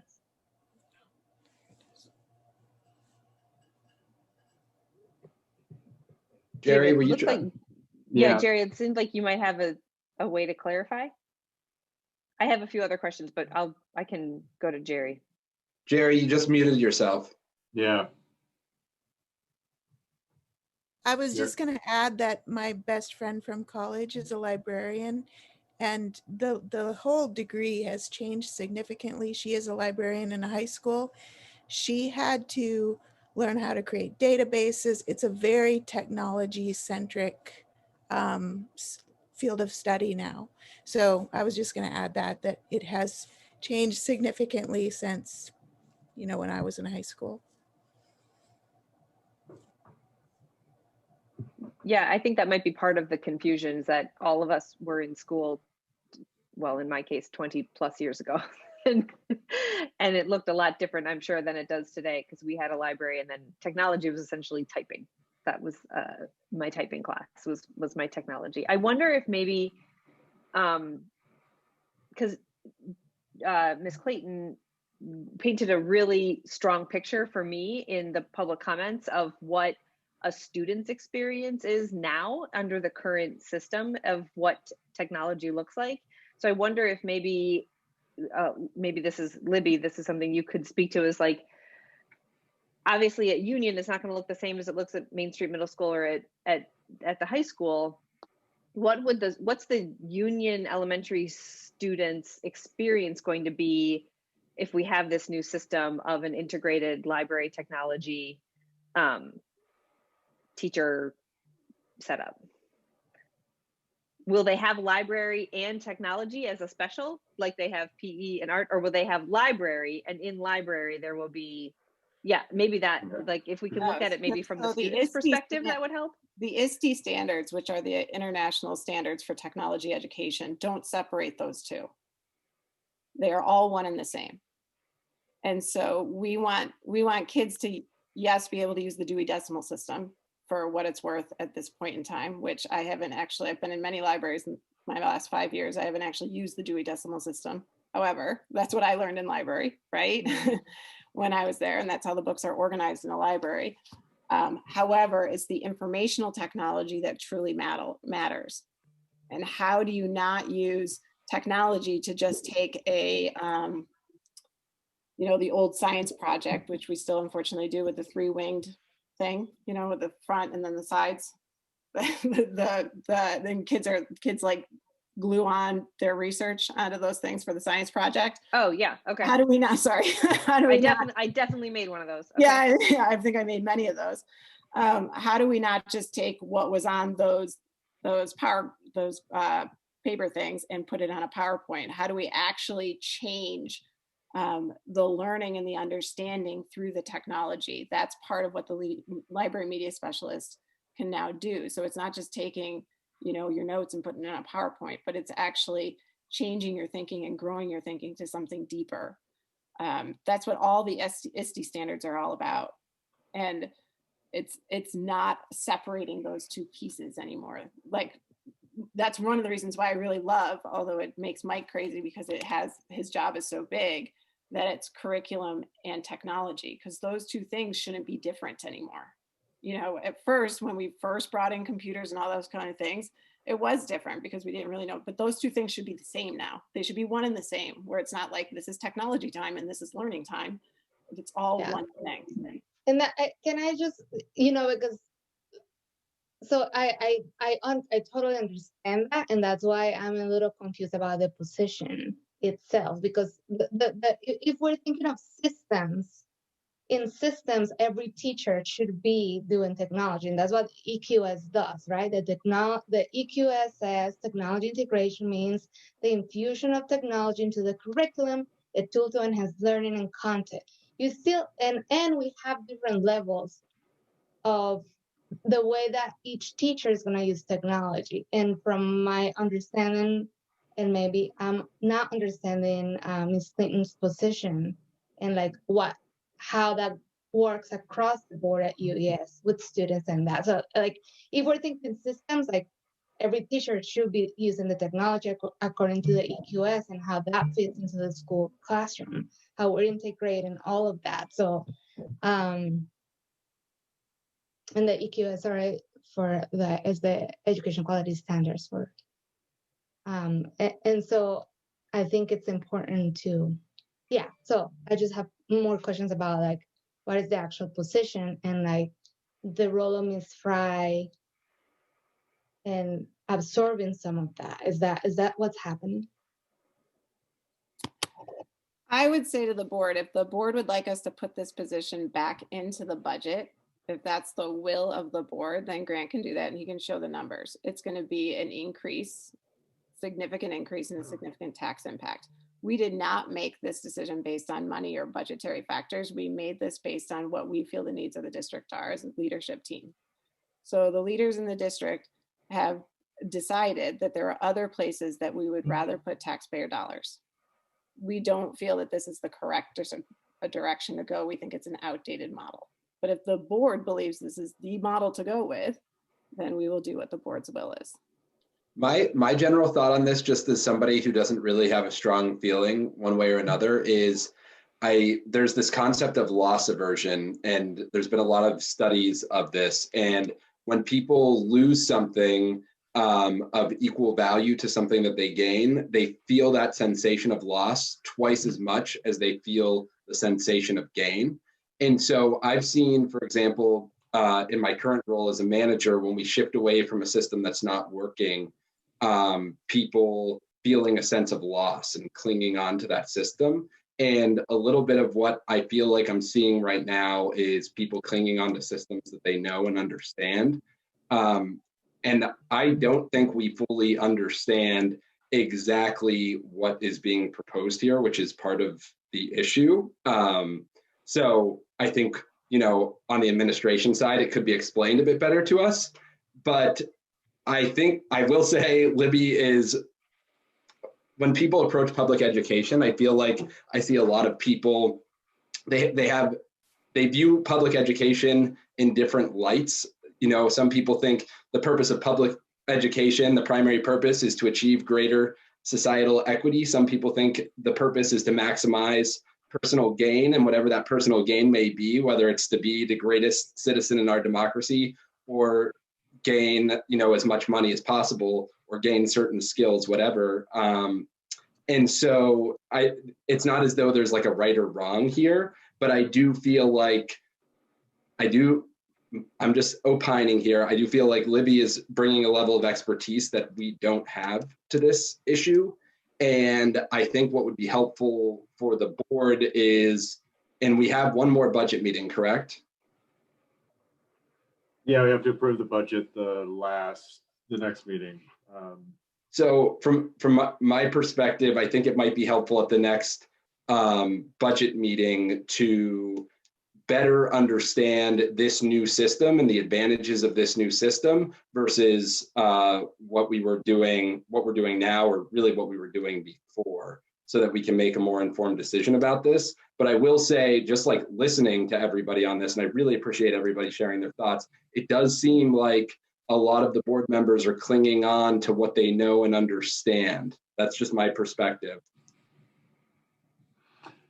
Yeah, with all due respect, Andrew, I just wanna, you know, I'm not clinging into anything. I am asking for clarifications. I think that jumping into the board to do whatever, you know, like you guys make the decision, we're asking, we don't understand. So I think that to say that, you know, we're clinging into something, no, I personally do not understand the whole concept of like, because there, even if you're throwing, so yes, Libby has expertise, but you know, many of us also understand systems and understand other educational pieces of the puzzle. So I think that it's like, for me to make decisions, I need to have all the information, and I don't have that right now. So I'm asking, I don't understand the position in relationship to the librarian and how it works in the system. So that's what I will need. I'm gonna make a few comments. I mean, one,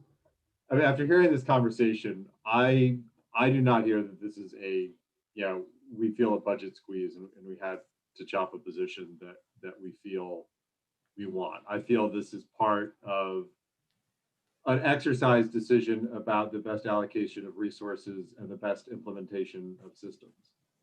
And I also feel, quite confident that Libby and her team have a lot of competence in that area.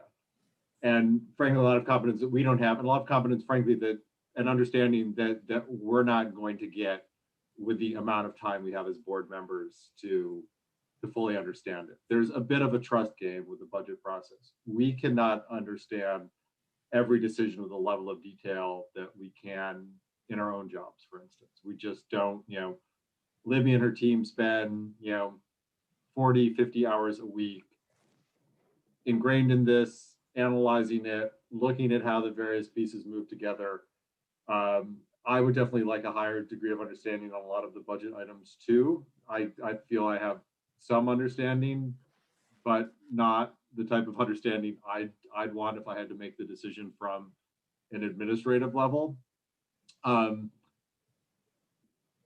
some level, Amanda, we're not going to, you're never going to have that understanding about certain decisions that are involved in the budget. I'm sure if we delved into some other layers in the budget and in how much are spent, we'd have the same questions about why X and not Y. So there has to be a little level of trust. I think on this one, it does sound like we want a little more information. Olivia, if you're okay, it'd be great if we could get, maybe you could just kind of, spend the next 2 weeks thinking about the best way in like 10 minutes to really succinctly describe this position and how it integrates. I feel in general though, the board is not doing its best work if we are interfering with non-budget decisions that really involve, I think, the type of systematic and day-to-day knowledge that the administration has, unless we have like really strong reasons to. That's just my 2 cents. I mean, that's not that we shouldn't ask questions and not we shouldn't delve into it. But I think Andrew's suggestion is good, that maybe giving Libby some time to kind of think about how to crisply present this to us next time, and then having us make a decision then before we pass the final budget makes a lot of sense. But I just do want to caution that we're a volunteer board, and our knowledge is limited, and we have an oversight role, not a day-to-day operations role. And we have to, in some ways trust that, the team that we have in place is considering the type of things on a really deep level that we might not just simply have the time to get our heads around. For me, I'm maybe it's naive, but I'm trying to separate the budget aspect from the direction or from the new system that we're trying to implement, or the Libyan or administration is trying to implement.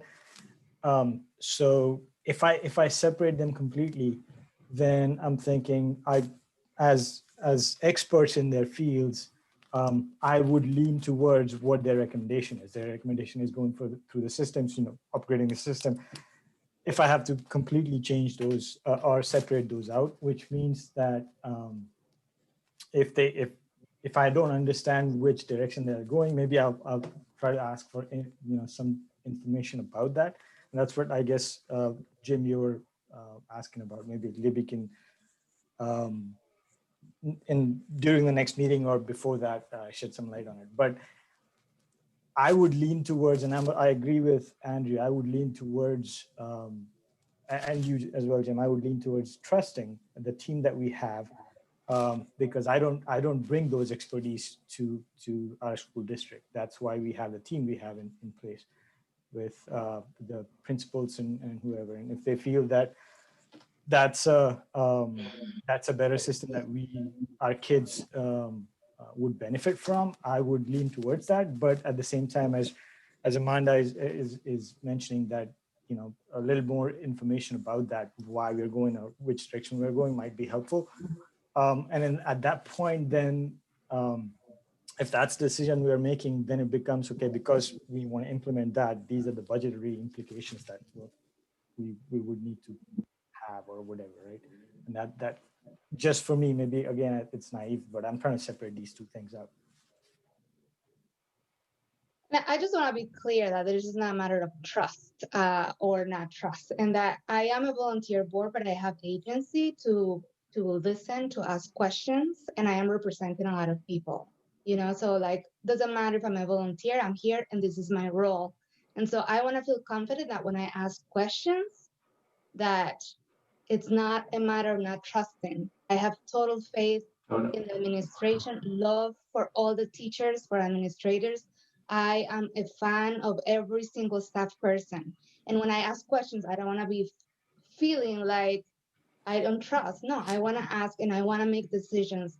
Just, I am not just a volunteer. I am here as a committed person that represents an entire town. So I just want to make that. Yeah, no, I totally agree. And that's, I mean, the trust level wasn't that, you know, we shouldn't get explanations and we shouldn't find out the reasons. The trust level is more that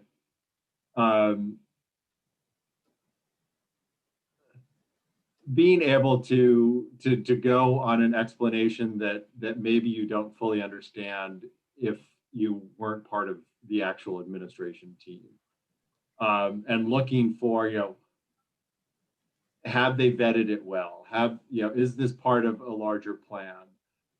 Is this, you know, being driven by, you know, the values that we care about as a district? And realizing that on some things you're not going to know all that you need to know if you actually were, you know, Libby, because, you know, there's a level of expertise and I think a level of consideration in this decision, and so, and a lot of these decisions that we don't have the ability to as a board to get the handle on that we'd have if we didn't have more time. But that's not saying that we shouldn't ask questions. That's not saying that we shouldn't get enough information to feel comfortable that these decisions are being made in a sound manner and in a way that's, you know, in the best interest of the district and the best interests of the school district. But we can get wound around the wheel if we try to get to the point where we feel like we know as much as the administration does about every decision, because we just don't have the time to get there. Emma. So I'll just echo what Amanda said about, like, you know, I totally have faith in the admin team, and my questions about this has nothing to do with my faith or respect for the decisions they've made. But sometimes you end up having to look at the numbers and make cuts that you might not ordinarily make. And so I guess my question is sort of around that. Is this like purely programmatic and this is going to be better, and Mr. Harity feels like, you know, Ms. Fry is going to do a better job without having to shelve books and focusing, you know, utilizing that part of her license, which she hasn't been utilizing, you know, so much up to this point. But also as a public school teacher and someone who's a little bit more of an insider than some of you, I do know that when they did the shift over for, it's a relatively new shift, right, Libby, like 6 years or so to the new license requirements? Oh, I don't know when the library media specialist, Jeffrey was hired as the technology integrationist 15 years ago. But they used to be two separate licenses typically, and it would be, you would have a librarian and you would have a tech integrationist if you were lucky in a district. There are still two different licenses. Okay, but they're making a move towards this unified license, and most schools are making a move, like we're talking about doing, to having the one person have dual licensure. And I think there's even like a new name for that license, right? The library license is currently library media specialist. There is also a technology education license. There's no move or shift there. It's the way it is right now. Okay, so when I was at Danville, they were working on the librarian to get the tech integrationist license so that she could also teach the tech integration courses. And so that was my understanding of it, is that there was sort of this move to blend those two positions, much like there is in middle school. You want to hire teachers that have dual licensure in two subjects because they're most often teaching math and science together and language arts and social studies together. So some teachers will come to the table without that dual licensure, and they're more experts in math than they are in science, and then you want them to get that dual licensure. So that was my sort of experience in the schools that I worked in, is that they were making this move towards one or the other teachers doing both and having dual licensure. And sometimes that works out amazing, and the person is the perfect fit for both of those roles. And then other times you have people who aren't as techie, librarians who are a little bit more old school and love reading to children in circles on the floor, and maybe aren't as techie, doing coding and light up cards and stuff like that. I've also attended a lot of like professional development around tech integration, and I love the Vermont Tech Fest that Mike Barry used to present at. And there are some people out there that are real experts in exactly that field, and that I understand what Libby's saying around global citizenship and learning how to access information, but there's also like true technology education nerds out there who bring a lot to the table in terms of I forget who was saying it, Mia or Amanda, about technology should be integrated into the curriculum inside classrooms, and not all teachers are comfortable with that. So if you have a tech integration specialist, they can work with individual teachers to improve their curriculum in terms of interesting, really great tech integration for that grade level.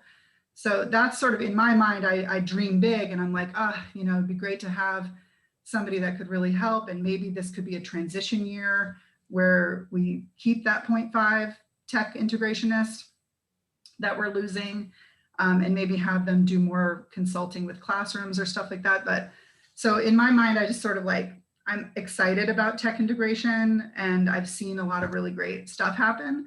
And so I would like to have, and Jim, the thing about, it's about the kids' experience at the school. So like Libby said, my kids loved their tech time. They're really great typers. They learned to type from Mr. Jared. And so it's just stuff like that. Like it's down to the student experience level. So a lot of stuff in the budget goes over my head, and I'm like, okay, I trust, I know that Grant's a genius, and and I'm just letting a lot of stuff go. And then there's a couple of things that sort of are a little bit more in my wheelhouse. So Emma, can I ask a question? Well, Andrew, I just wanted to check, because Jill's been waiting for a while with sorry, I didn't. Oh, sorry, Jill. I just have been noticing that there have been a few people not raising their hands and jumping in. I just wanted to check, like, how should we follow that process? Yeah, and we're at 8:22. We're blowing the agenda schedule too. So I just want to if the point of order is not that we should use that, I won't do it anymore. But I just put it up since I started us on this.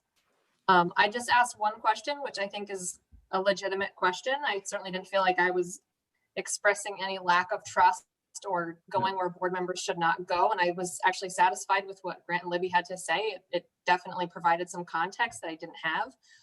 I think maybe because I work in state government, and when we lose a position, we do not get them back, that I felt like if we had an active professional in the building who was providing some value, it felt like it was worth asking that question. I don't think it sounds great that we'll get a half a position that will shelve books, but I understand the capacity and the shifting of sources, so I'm willing to accept that. So I felt that was important to sort of close that loop. I actually feel like I have more concern after we've all been talking about it, but for the purposes of my initial question, I feel like my question was answered by Libby and Grant. Thank you. Yeah, and let me really emphasize, I mean, I'm not trying to shut questioning down at all. I was a little more concerned. Libby kind of punted it to us about, do we want to put it back in or not? And before we took that up, I wanted us to make sure that we understood that the board should act very cautiously about overturning, I think, what's more of a substantive than a money-driven decision by the administration. From what I was hearing from Libby, it sounded like they considered this not from we have to cut a position, boy, we'd really like this, but from more of a systematic, we are moving in a certain direction, and this makes sense in that move type of vein. And if we're going to put ourselves in a position where we say, no, Libby, put that back in, it's a little dangerous when the board starts doing that, especially selectively. You know, Jim, maybe we can jump in here at the end and maybe bring conclusion. It's not just an administrative decision. This time last year, the board had approved moving forward with a library media specialist and RVS and MHS as well. So this time last year, the board did approve the direction that we are going with the changes at UES also. So last year, the administration and the board had, well, with the approval of the budget, agreed with the systems direction that we're discussing this evening again.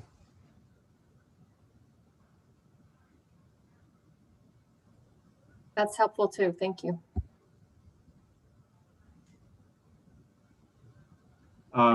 Other questions or comments on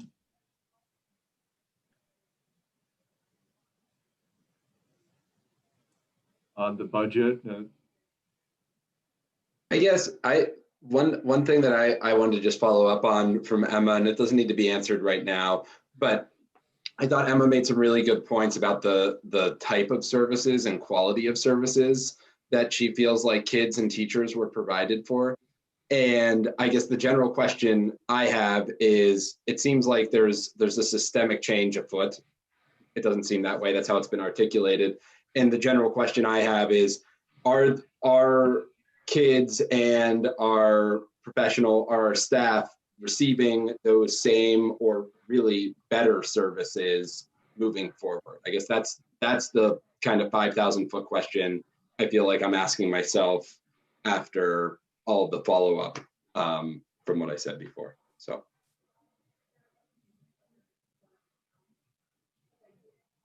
Sorry, was that rhetorical or was that? No, it's not rhetorical because I don't know the answer to the question. Sorry. Sorry. So it depends on how you're looking at it. If we want our kids spending time going J space, J space, you know, like I learned how to type and learning how to use a computer, well, yeah, that probably won't be spent as much time doing as in the past, or playing cool computer games or learning how to use a mouse in a very direct way.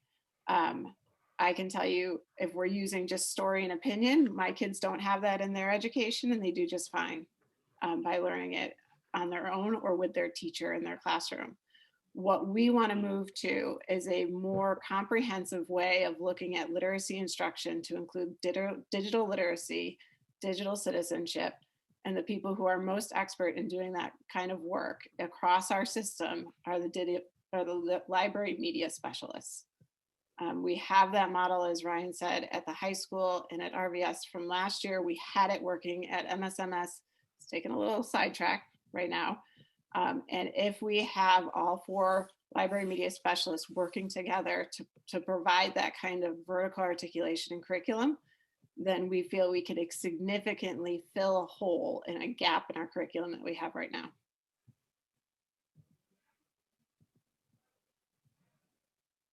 And we discussed it for a while at our leadership team meeting, and it was all agreed on from our leadership team.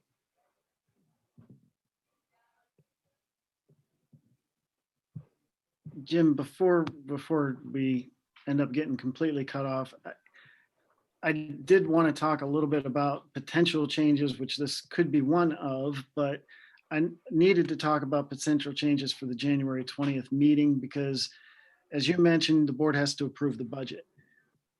And there's no denying that. The board has to approve the budget on the 20th. So I want to make sure that the board is at least comfortable with a few things before we come in, because we're going to come in with a warning to be signed and everything because of meeting the timelines of public notice. I know we're talking about potentially adding something back in, which if you tell us to do that, I guess we'll do that. But circling back to Andrew's point earlier, Montpelier taxpayers are going to see a 10.2% increase in their tax rate, which I'm not comfortable with. I've never seen that in 15 years, that kind of an increase. I would feel a lot better about bringing a tax rate that is at least at the level of the estimated statewide increase, which is 9%. to get there, I'm not talking about making budget cuts. But I wanted to make sure, I don't want to come in on the 20th and have you shocked by what I'm presenting. What I would like to do is I would like to increase the dollar yield by about $85 and then increase fund balance, the amount that it would be required to get us to that 9% figure, which if I increase the dollar yield by 85, I could increase the fund balance by about $62,000. That would get us at 9%, which I would feel much better, at least delivering a budget that's at the level of the statewide estimated increase. So I wanted to throw that out there. I know that most people don't increase the dollar yield because it's based on the tax commissioner's recommendation. But last year, the dollar yield ended up being $115 higher than what the commissioner's recommendation was. It's not a slam on the tax commissioner. The tax commissioner got numbers from the AOE, and the AOE estimated that everybody was going to have a certain increase in their ed spending. I don't think that increase is going to be as dramatic as the estimate was. So I think it's reasonable to assume that that dollar yield is going to be set higher, which that's why I did this last year, and I think we bumped it up by 117, and it actually ended up being 115 higher. This year, I'd like to bump that up by about $85, take that calculated risk, and then bump up the fund balance because we can afford it. And this year, the tax factors are worse than I've seen in a long time. So I wanted to give the board a heads up that that's the approach, the changes that I was going to make next time, not budget changes, but a revenue increase for fund balance and adjusting the assumption for dollar yield. And I didn't want to shock you whenever we come in next time, and we've done that. So hopefully the board is comfortable with that so that you'll be comfortable with approving the budget.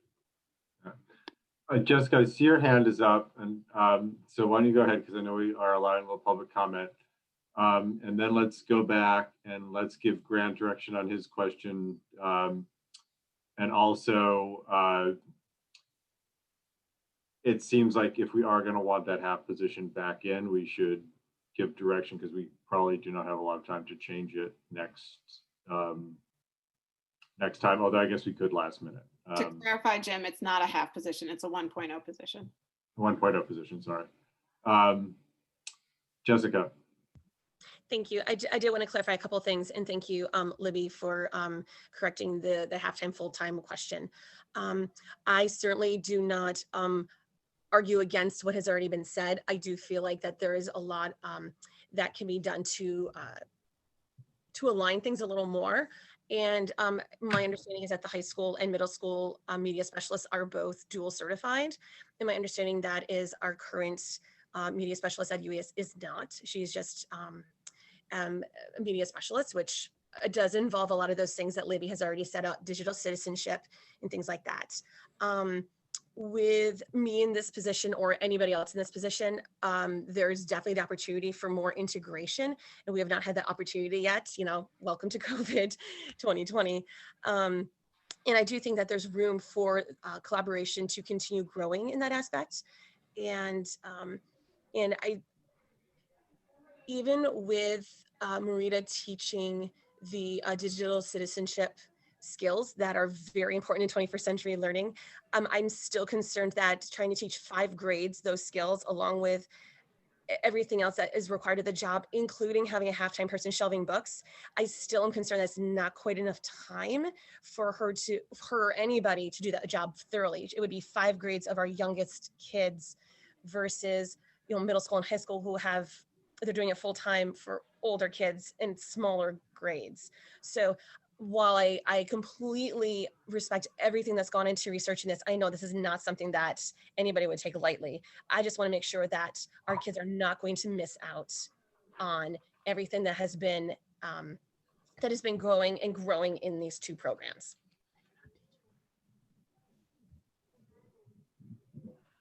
Great, thanks, Jessica. So any reservations with Grant's approach to deal with what I think we all agree is a scary tax number, but I also think we probably all feel is necessary given given the needs of meeting the budget. I have a couple of follow-up questions for Grant. Sure. On those points.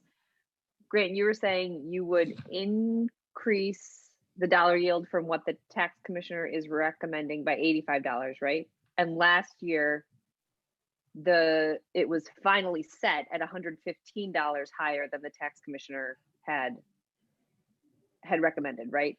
So Correct. if it followed that trend, we'd be in the margin, and that would be okay. We don't take a hit.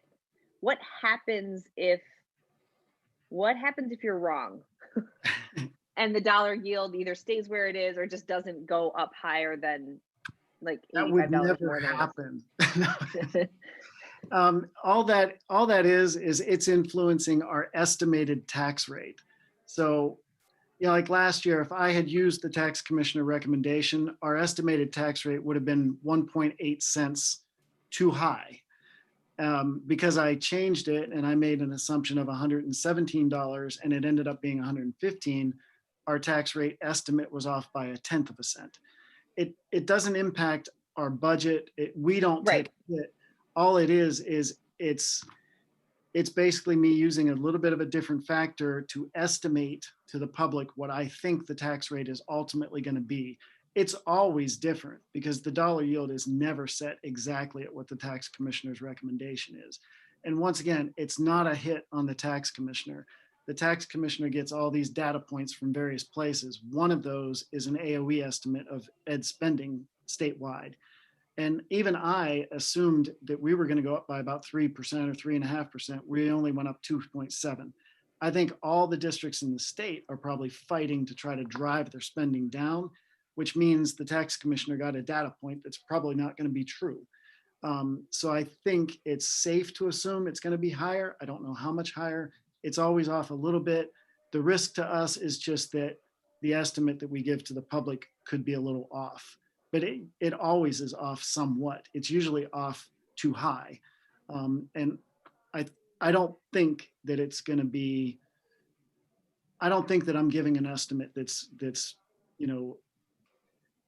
I don't feel dishonest about giving an estimate based on a dollar yield that's $85 higher than the tax commissioner recommendation. It doesn't mess us up financially, how much money we get in, anything.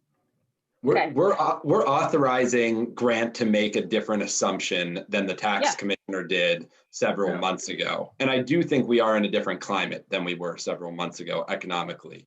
So if I could just summarize, like what you're working to do would be to get our estimated tax rate to 9%. And if you're wrong with the dollar yield and it actually doesn't go up any higher, then the actual tax rate would be more than 9%.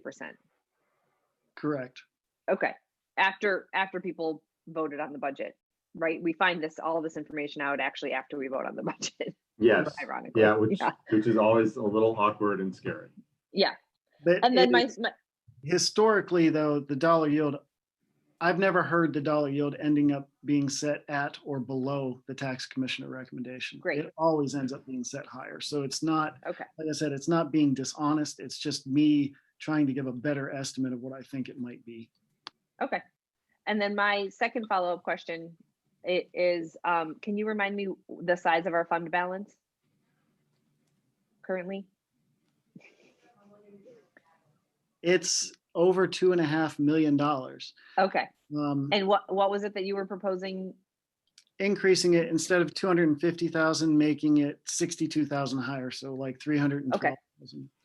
Okay. Thank you. But that $2.5 million is not fully unobligated. We have a bunch of obligations related to that.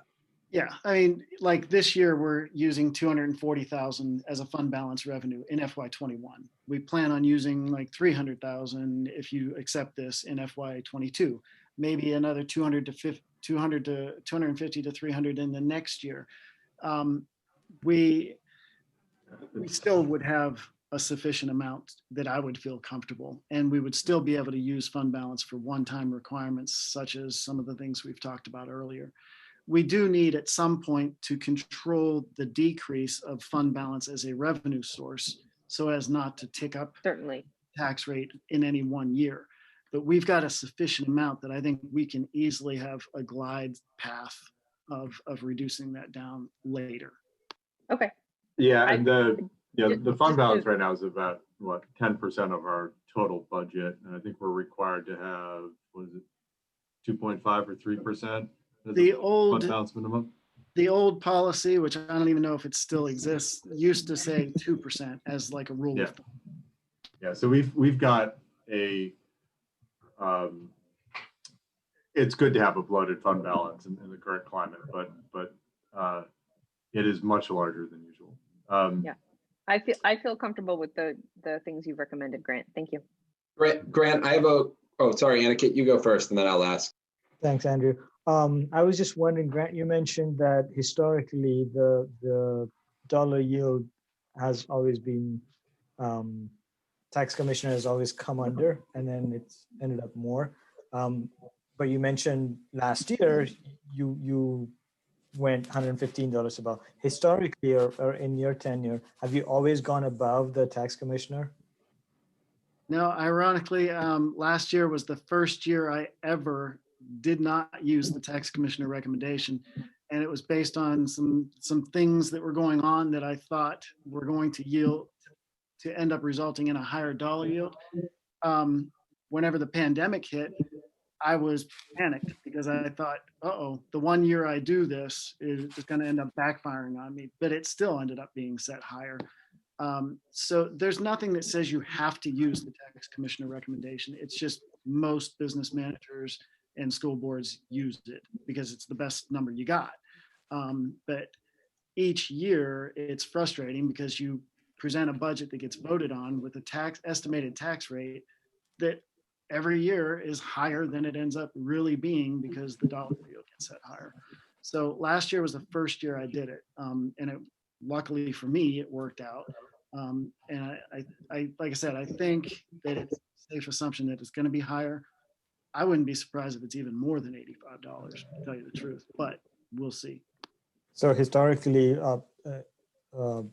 the voted on estimated tax rate has always been more, and people have been pleasantly surprised when they actually see the tax rate and it's lower. Correct. Okay.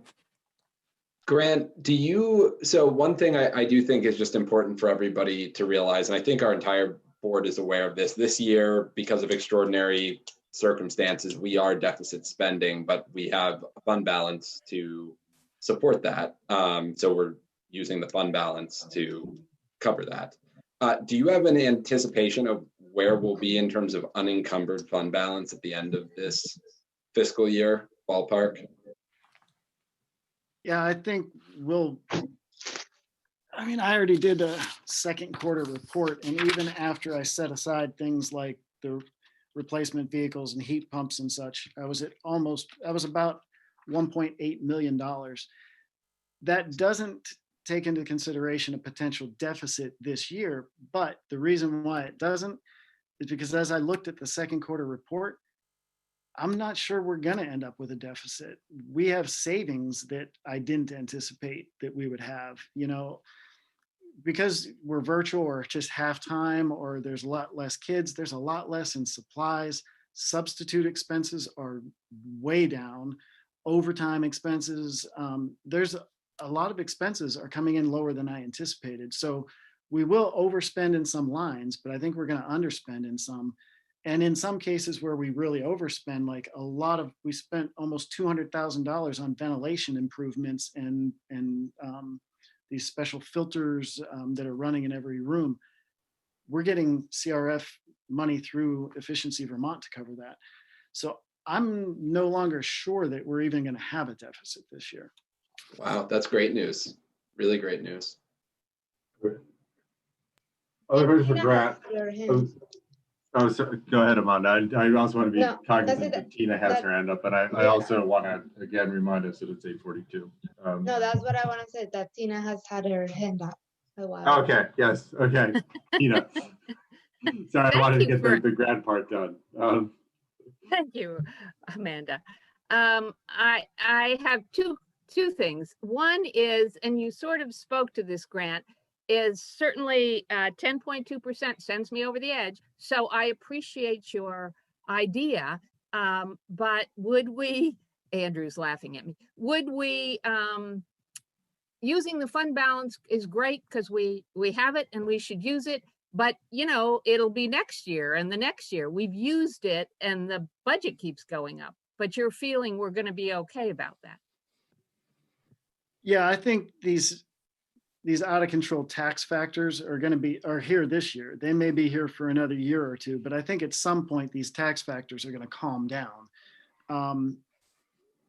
That loss of a 2-cent in merger incentive in FY23, it's the last time we lose that 2 cents, then we're level there.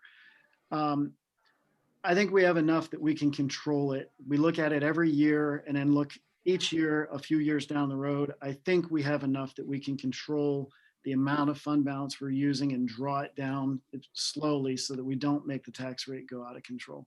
I do. We have to keep looking at it. I'm trusting you. And the second question is, we talked as a matter of what we pay the highest amount to is salaries. So I'm curious to know, does the grounds management position about equal what we paid when we contracted?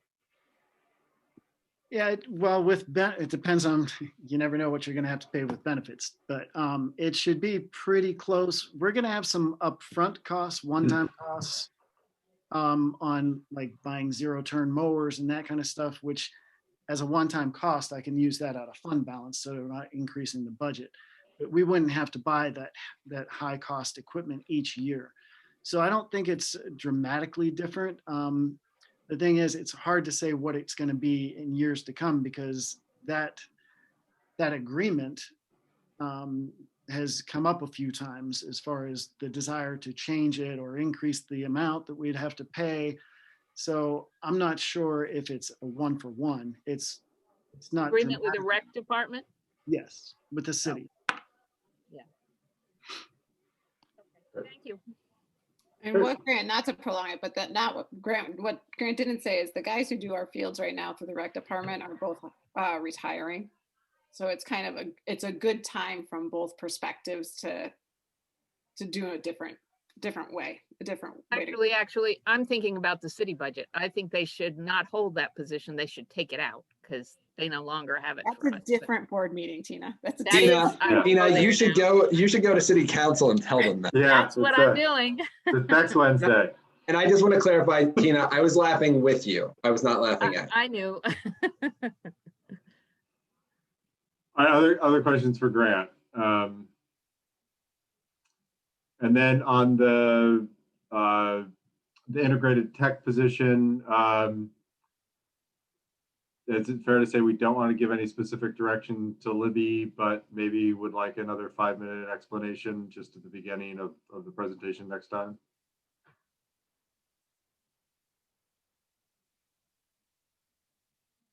If board members could send me exact questions, because 5 minutes is not going to answer what it's going to look like next year. 10. You know what I mean? Oh, that's much better, Jim. Thanks. So if I could get some exact questions that I want to make sure that I answer from the board, that would be helpful. So I don't present on what I believe you need to know versus what you actually want to know. So please shoot Libby any questions you feel you still have a need to know before next meeting, if you can, just to so we can be efficient with time. We have 2 more items, which I am hopeful we can cover quickly. The first is, as I explained, there has been a change in the vaccination policy. I don't think we totally understand it. What I basically like is just approval to write a letter to the governor on behalf of the board, asking what it means for teachers and see if we can get some clarification, and stressing that, it's the sentiment of the board that given the importance of in-person learning and the importance of keeping our teachers and their families and our other school workers and their families safe, that we strongly urge that in addition to other at-risk groups, that the teachers and other essential workers be prioritized on the vaccine list in a manner that gets it to them as quickly as possible and puts them in a safe position. I don't know if we need a formal vote on that or just kind of consensus, but I'd love to do that. I know that some of our teachers are concerned about when they're going to get the vaccine and what the change meant.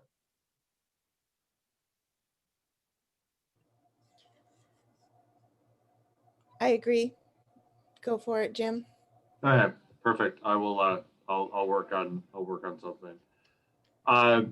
Jim, can we just on the same topic really quickly? Libby, do you know if just really quickly with everybody, to me, this feels, and Jim and I have talked about this already, this feels like an issue that is obviously much larger than just our board and our district and is pertinent to really every school in the state. Libby, have you heard about other schools other districts that are concerned about this issue right now? I mean, I've heard from some teachers, but. No, everybody's been on vacation. Everybody took some time over the vacation, and so we're all coming back. We haven't met as a regional superintendent group, or I haven't spoken to my colleagues. I spoke to Brian over at E32 today, but we didn't talk about this.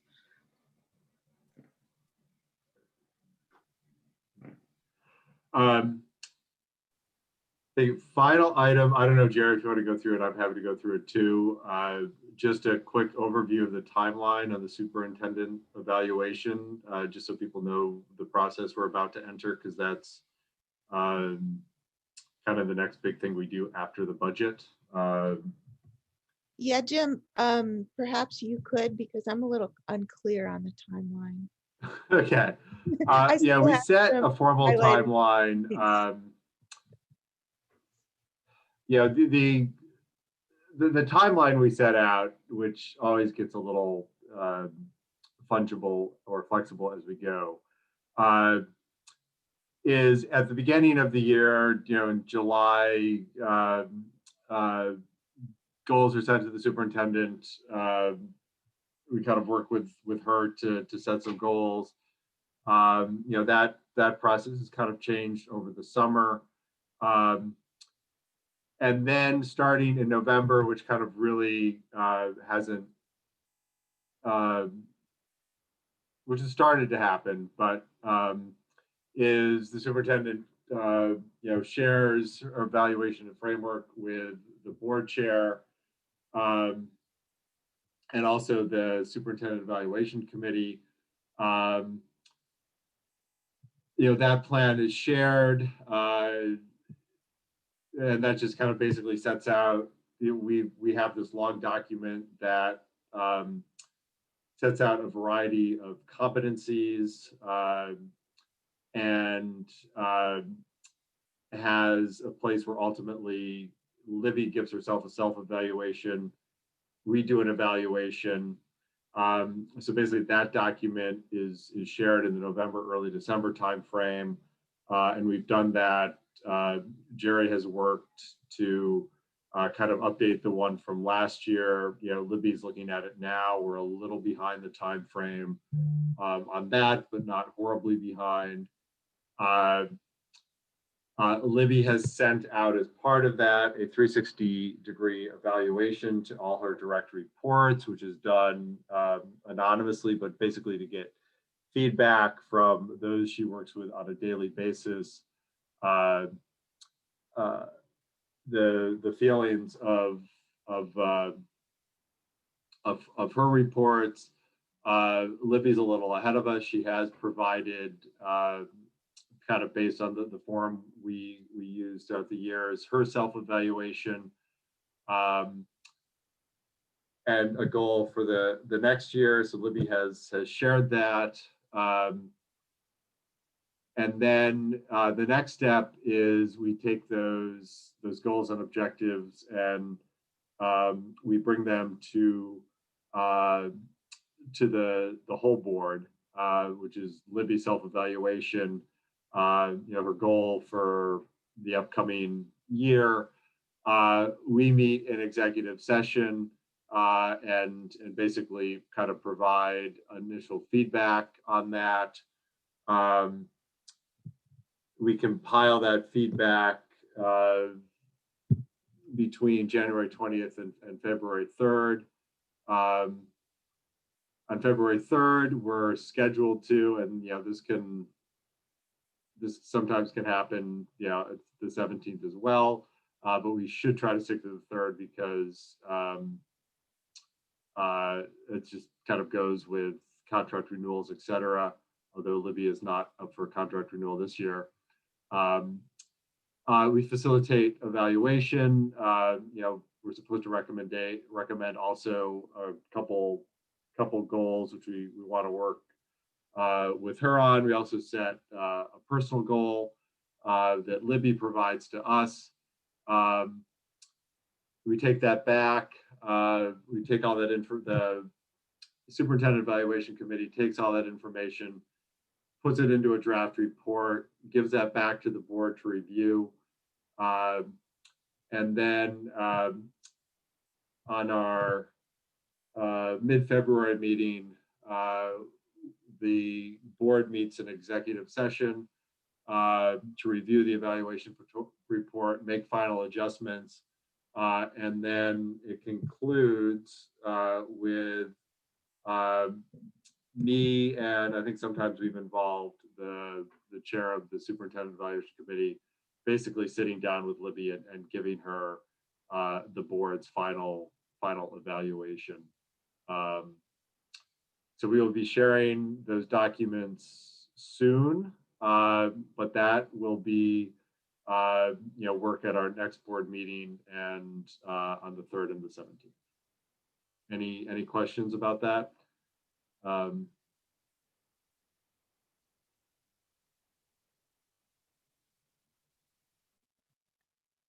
Yeah, and that will go into questions, regarding, compensation, et cetera, because usually we do a compensation adjustment annually as well. Jim, the 360 eval that Libby sent to direct reports, is that what's in is that those competencies? We've asked. No, the competencies are things that we evaluate her on. Okay. The 360 report is to give both her and us a snapshot of how her reports feel she's doing. And the questions she answers reports align a lot with the competencies. And there are things like crafting a vision for the district, management, curriculum, outreach to the community, kind of all the aspects of her job. And did they send those back to Libby, or did they send those to Jerry or to you? Who has their responses? So how 360 generally works in any place is that I send it to the people, it gets sent back to me, and then I use it as data to self-reflect on. What we do, or what we've done the last 2 years anyway, is that I share the 360 results with Jim. So I've already shared that with Jim. Okay. And when you'll see when you get my self-reflection in my evidence for performance, I quote that data. So I sent it to 14 people, 12 people filled it out. This many people report that they have plenty of evidence that I have proficiency in that, or there's no evidence, or this is an area my direct reports have reported that I need I need to do some work in, that kind of thing. So I use that information. That's how the full board sees that information. Great. Yeah, because we only get really a very small snapshot of your performance, so it'll be good for us to have that. Do you know who filled it out, or you said 12? Grant filled it out. Look, Anna filled it out. She told me earlier. Okay. I don't need names. I'm actually more curious, like, were they filling it out anonymously? And yeah. Yes. Okay. Yeah. It's everyone that reports directly to Libby, which is what, 12 or 14 people. It's the principal. I sent it to 3 extra people this year. So I send it to all the principals, the assistant principals who are not my direct reports. So I send it actually to more, all the central office administrators, Heather, Human Resources, Tracy, who works in my office, Anna, who we all know and love, and Andrew LaRosa. And then I also sent it to the 3 union leaders as well. And So, it's Carolyn, and it's a question with a 1 to 5. So so it's easy to keep anonymous. It's not a narrative thing where Libby could be like, oh, that person, I know who that is. Mm-hmm. There are comments at the bottom though. And yeah, I was lying if I that's didn't good. try to figure out who it is. Yeah. And then I noted the use of the SMART framework for the goals, which my guess is that came from the management center, or maybe it's a different kind of, I appreciate it, the SMART framework for the goals. And I wanted to offer that the management center has shifted theirs to include IE at the end. So they're now SMART-E goals, because the I stands for inclusive and the E stands for equitable, to ensure that the goals are written in a way that articulate how you would be striving for equity in what you are accomplishing. And I just wanted to offer that as you're thinking about goals, and as we think about goals for Libby, that we could perhaps incorporate this new version of SMART goals to be SMART-E goals. And I'd be happy to share a very quick worksheet with the board so you could see how that all breaks down. Sure, we can add it to that document, Mia, where we reference the SMART goals. We also have it as a line item under some of the items, but yeah, that's a great idea. Thank you.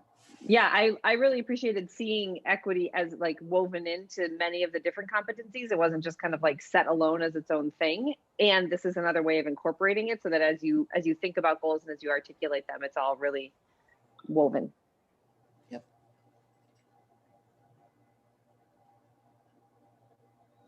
Okay, and Jim, I'll update the dates, and then I don't know if we need to meet before February 3rd, the committee. I can get with you offline. I think we probably should, yeah, just to make sure that we're all kind of going through and giving our recommendations as a committee. to understand like how the facilitation process will work. Yeah, I think and usually what the committee has done before is the committee has kind of met and framed up how kind of our recommendations about the evaluation. So we're not going in stone cold to the board with it. Yep. So yeah, why don't you work with Anna to get a date for the committee to meet? That'd be great. Okay. Can I ask a question? Does the board have a budget? A very, very, very small one. Grant, do you know how much? But and not like the stipend, all the huge amount of monies we get, but the like other money discretionary, or no? You don't have to do it right now. It's too late. Unfortunately, I shut my computer off. I could turn it on, but there's money in there for obviously the stipends and FICA, but there's money in there for dues and fees like VSBA.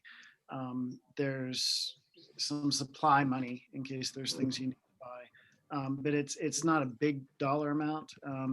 There might be, I think at one point we had some money in there for like professional services, but all told, I'm thinking it's probably less than $20,000 is. And most of it's accounted for, right, Grant? I mean. Yeah, I would have to go back to look to see if there was any discretionary. I mean, like the supplies is discretionary, travel and conference is discretionary. I just don't remember off the top of my head what we plugged in for like a professional services in case there was a, the need for a study. Yeah, my recollection is it's very small in terms of money that's not either VSBA dues or the board stipends, etc. Thanks. All right. Excellent. All right. Well, look for the superintendent evaluation stuff to move forward. It's a big piece of our jobs. And I will say that this Tina who has dropped off knows the Board did not have much of a superintendent evaluation process until really Libby came on board, and having it is important. Not having it was a problem. So having it is definitely important. Yeah, so I noted this to Jerry when I responded to her, but I just want to say I really appreciate the work that the committee is doing to basically like build the plane while we're flying it. So it's hard to do. So thank you. Yeah, and for everyone else who remembers the pain and suffering we went through last year with the scoring, we have clarified the scoring. So it should knock on something, should be much easier this year. But it can always be improved. So if you see room for improvement, we're more than happy to take a look and work on it some more. Yeah, and yeah, no, thank you, Jerry, for doing that. The scoring is much clearer. Just for context, the old form we had, we spent a good, I think, 45 minutes debating what the various scores mean. And so I think we can avoid that this time. Jim, I pulled up my computer, so I might as well just kill that question. Okay. We had $5,000 in professional services budgeted for the possibility of some kind of a district visioning study. So that $5,000 is more than what usually goes in there. We had $1,000 for travel and conference fees, perhaps $500 for supplies, and $7,500 for dues and fees for like the VSBA. Okay. Brad, I appreciate it. Thank you so much for doing it. Thanks, Greg. I think we're at the motion to adjourn stage. Motion to adjourn. I move that we adjourn. Thank you, Annika. Do I have a second? Second. Who said that? Mia. Oh, thanks, Mia. Annika. Aye. Ryan. Aye. Jill. Aye. Amanda. Yep. Emma. Aye. Jerry. Aye. Andrew. Yep. Yes. Mia. Aye. Thanks all. We'll see you in a couple weeks. Good night, everybody. Aye. Night. Night, everybody.